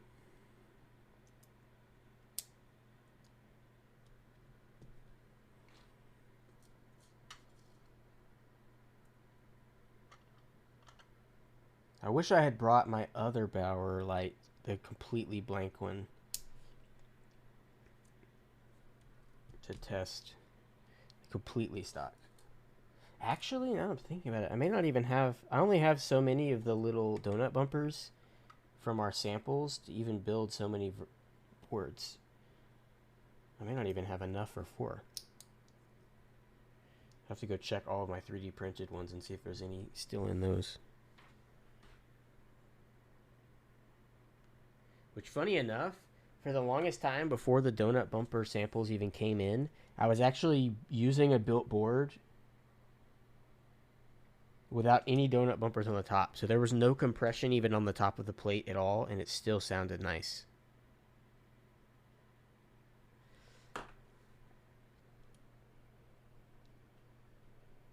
I've done some crazy things like that. Like, I brought the Schofield prototype to the Novel Keys meetup last year with no stabilizer in the shift,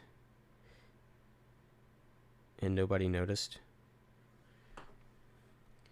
Sometimes when you're just building boards to test stuff, you just skip the steps that take time. I've heard a lot of disappointments on this most recent Pixel, actually. I actually really liked the design. Like, I thought they looked really cool. But yeah, I heard a lot of complaints about this newest version.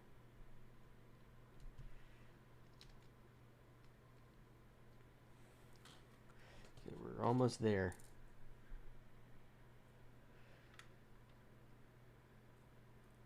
Crap.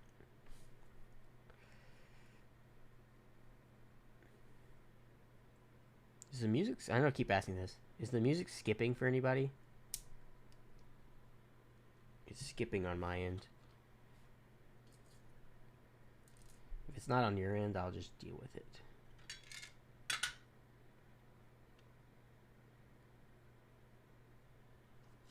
No skipping. That's what people have said in the past when it's done this. Somehow it's only a local thing, and it's going through on the stream fine.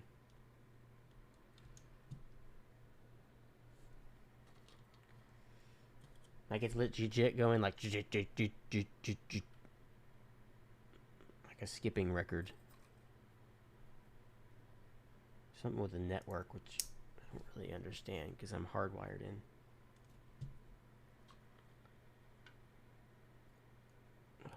When you forget to put the spring in.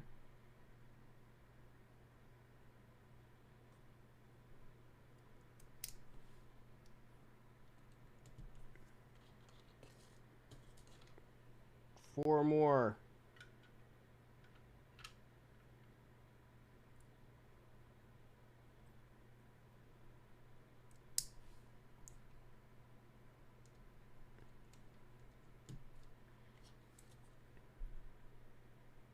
It's skipping for you.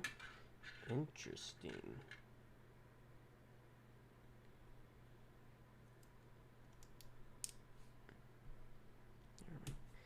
Finish these up.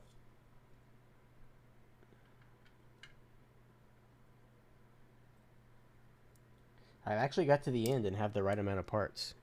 It's always that risk that you're going to get to the end and be like a spring short or a stem short because it popped off somewhere. Thanks for all this follows, by the way, that I've missed looking down. Okay.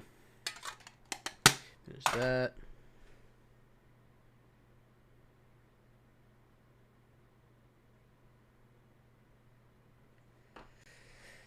A little more love. And these space bars. Oh, shoot.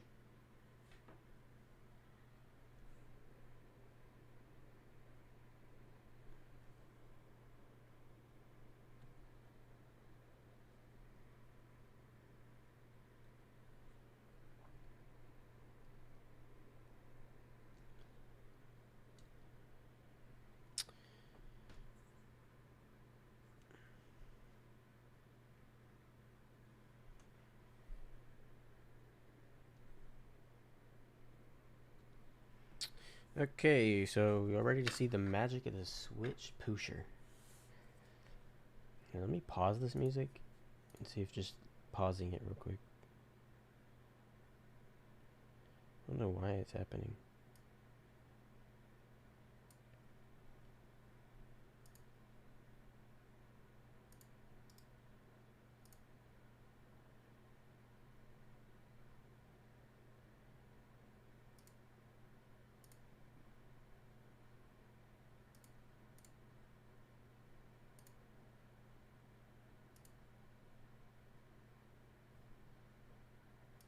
Yeah, I don't know. Sorry if y'all can hear that. It might be better to just pause it. But, okay. So, hot swap switches here. So I'm going to be pushing down onto the table and make sure they don't pop out. So you basically just take your pusher. Make sure the Omnitype logo is facing you. And then you just push it over. Push into place. Obviously make sure that your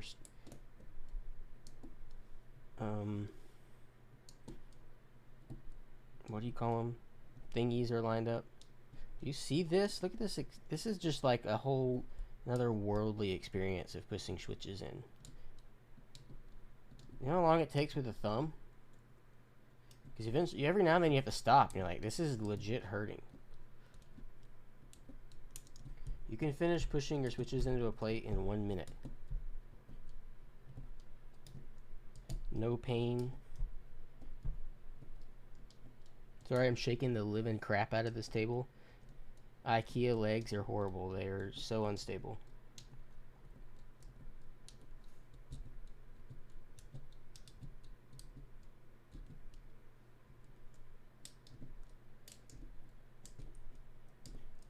Bam! Done! Okay, I'm pausing this music. It's driving me nuts. Okay, so we're also going to be building this with a missing thingy-majiggy donut bumper. So basically, you get your top here. Put your taco bumpers on your edges.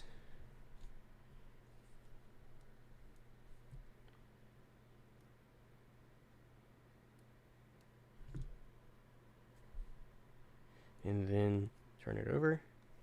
Drop it in.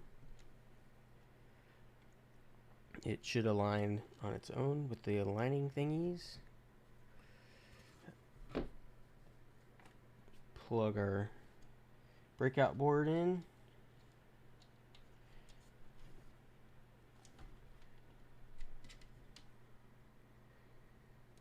Which our cables in the Bauer Lite kit will be slightly shorter than this one. Take one from the top row. It'll be okay. Like I said, I've used the whole board without any in there before. You can either dip this in like this way first, if you want to like drop in your little nubs, or you can technically just drop it in like that and pop these in after. It works either way. Probably should have tested this PCB, but hot swaps usually work. You want to see? You can just see how quick this assembly is. Just drop your screws in.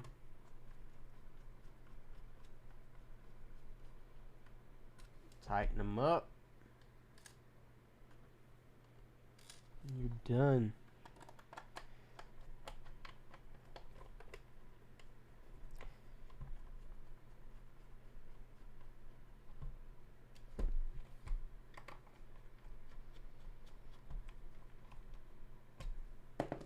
Bam. Which, because our taco bumper aligning thingies aren't perfectly dialed in, it might be a tiny bit off center right now. But we haven't had any problems. So let's pop on the caps. Should I test this first? Guess I should.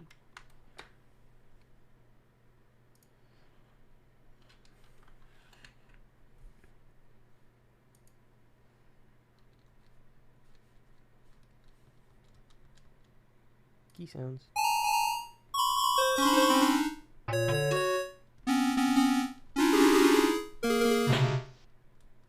Crap.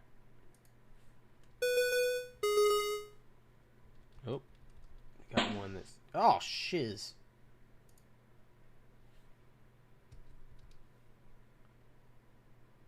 Is the stream still going? I legit just minimized and locked my computer.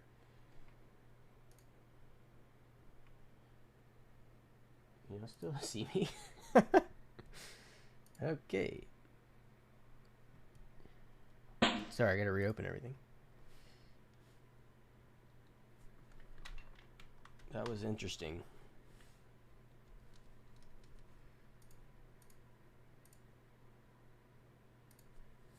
Let's redo this.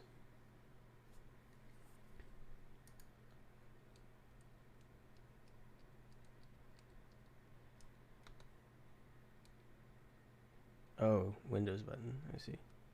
I was pressing the Windows button like a million times.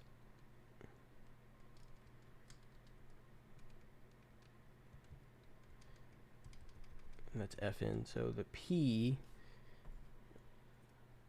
I need to pull out. Yep. Bent stem. Bent connection.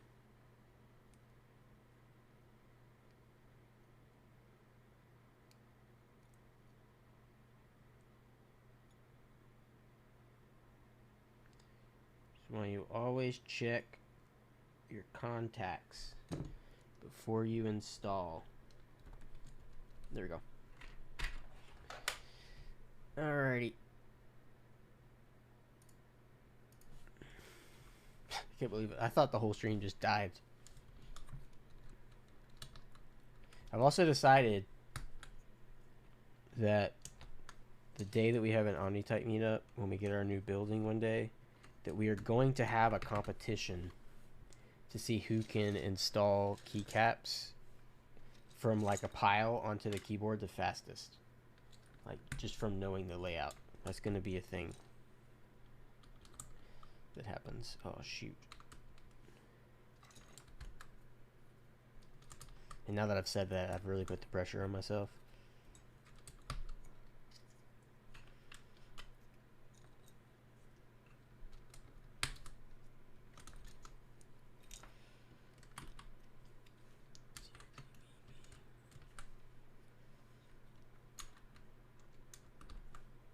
Yeah, I'm pretty confident in my ability to memorize the layout.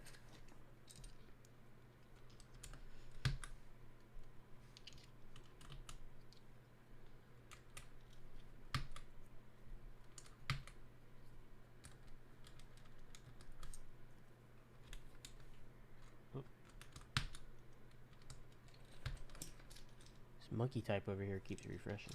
I haven't done a typing test in a very long time, so this is possibly going to be very embarrassing. Not that it already wasn't for me, but streaming back in the day actually helped me improve my speed a lot.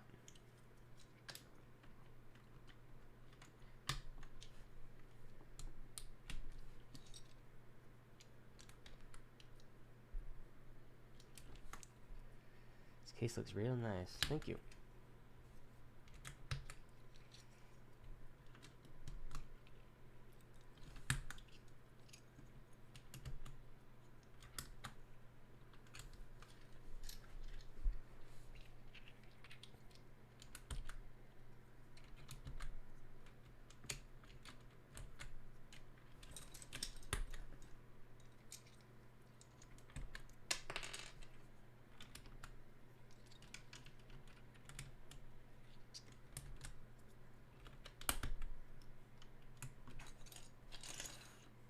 We almost there.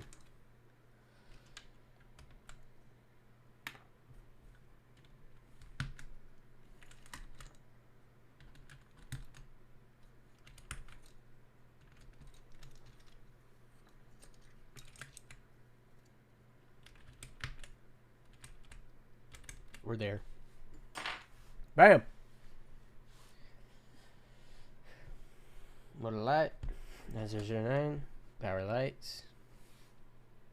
Motor Lite Bauer light. So now we can see what the different sounds are of the acrylic plate and the aluminum plate. It's the first time I've ever heard the completely lubed kit build. Which one do we want to start with? I got like 10 minutes left here, so we're gonna jump right into these typing tests. Let's start with this one. Let's see if this thing is still lined up here. Poop.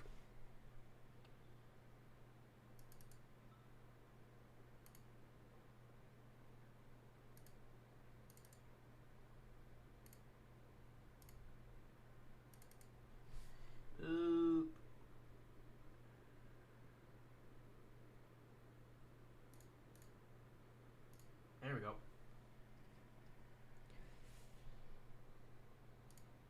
Bam.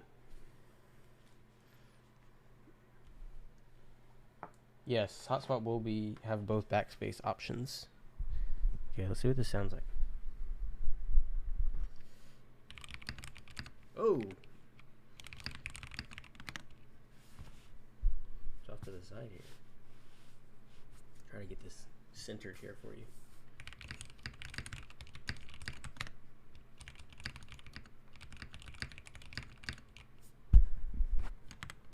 Really bad at typing, sorry.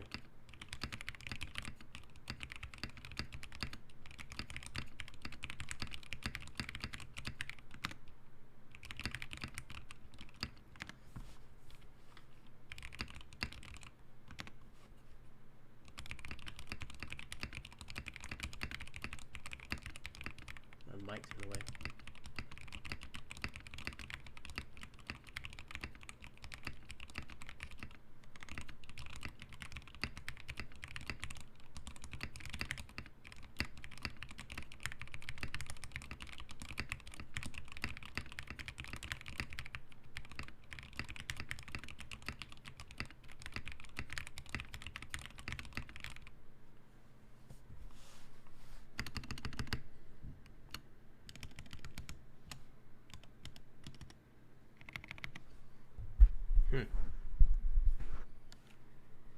Chatter or you? Oh yeah, it's just me. Little nerves, you know.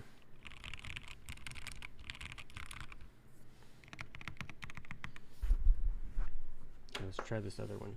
I need to put this typing test in front of me. It's kind of weird typing sideways on a desk. Let's test the aluminum. Please install uBlock Origin. Oh, is this new for Monkey Type? I don't remember them having ads. Also, Monkey Type slightly. Oh, maybe it didn't. I don't remember.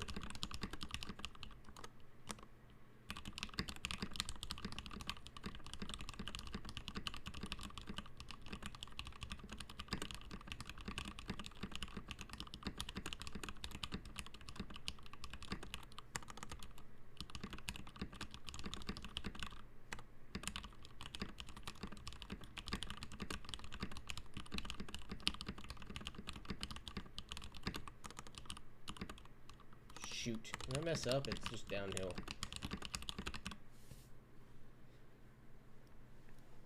I've always preferred aluminum plates in every board I've ever done. Like polycarbonate a lot of times is a lot of people's moves.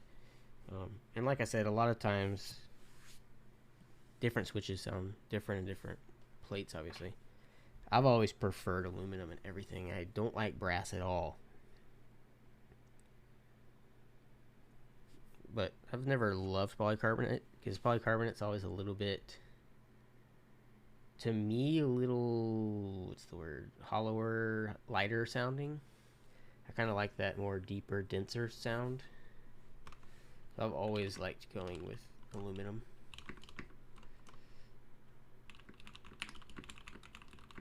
But we wanted to make it as, obviously, as cost efficient as possible with the kit. So that probably CNCing takes a long time too. So we'll just have them as add-ons just to give it a little higher end materials in there.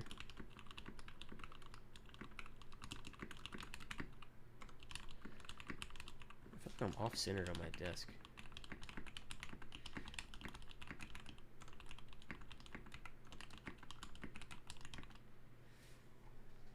Titanium. New. Sorry, I'm really bad about placing my board for it to be a nice visual.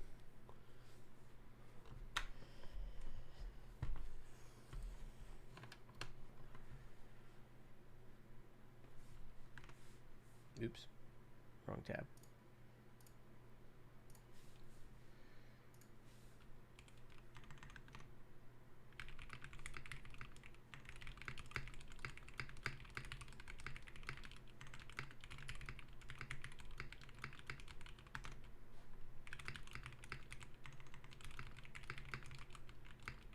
Like, these switches legit feel lighter on polycarbonate. Maybe they're just not lubed as much. That's probably what it is. I think I should have lubed these a little more. They're definitely not lubed as much as the aluminum plate, so that actually is coming into play here with sound and feel, because they just feel lighter, I guess, without the more friction of the lube.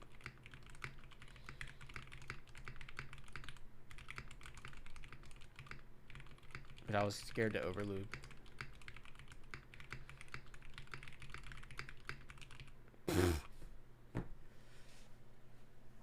K-pop theme. Yeah, a lot of people like brass. I just personally really don't like brass It's so stiff.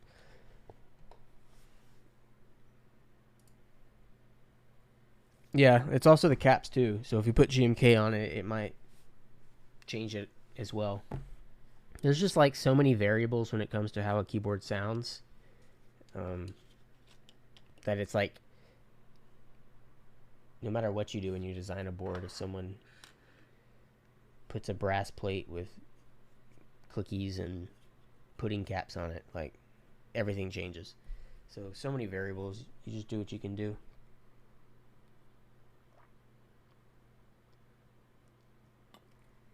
Well, I think we timed this pretty well. Let me go ahead and deny your dog cam so you get your points back. Appreciate everybody hanging out. I actually wasn't planning on even doing Bauer builds. I was only planning on lubing, but I figured I might as well do the whole thing. So this is where we are. Appreciate everybody hanging out. Maybe I'll have some more time to do these a little more. This is not me saying that I'm going to be back regularly, but I'll try. I always just want to do interesting things. I don't want to just be a build streamer. So whenever I have something fun to show and do, we do it. So yeah, I appreciate everybody hanging out. I hope everybody has a good rest of your evening and weekend. And we will see you on Monday, 10 a.m. Central. It's the official time. It's actually on our homepage, but we'll be sending out the email tomorrow to give you the actual time, but I'm telling you now. So be on the site. Get ready for OTC Moto Lite and 9009. Can't wait for everybody to get these. And then we have our regional vendors, if you're in other parts of the world, that are listed on the page. So very excited. Don't know about the next stream. Just sign up for notifications. If you're in our Discord, there's stream pings that you can sign up for. But we'll do it when we have the time and have something that we think is worth streaming for. Until then, I'll see y'all around in Discord and in all the places. And I'll see y'all at Canon Keys Meetup and Novel Keys Meetup if you are going to be there. Have a great night. Now I got to remember how to end this stream. Raid! Yep, that's a thing that you do. Okay, who is online? How do you say that? Europe, PSD? Yeah, we can do that. Let's do it. Let's do it. And I gotta remember to end my stream when this raid starts. I always forget to do that, and then I'm just sitting here still streaming, like, staring.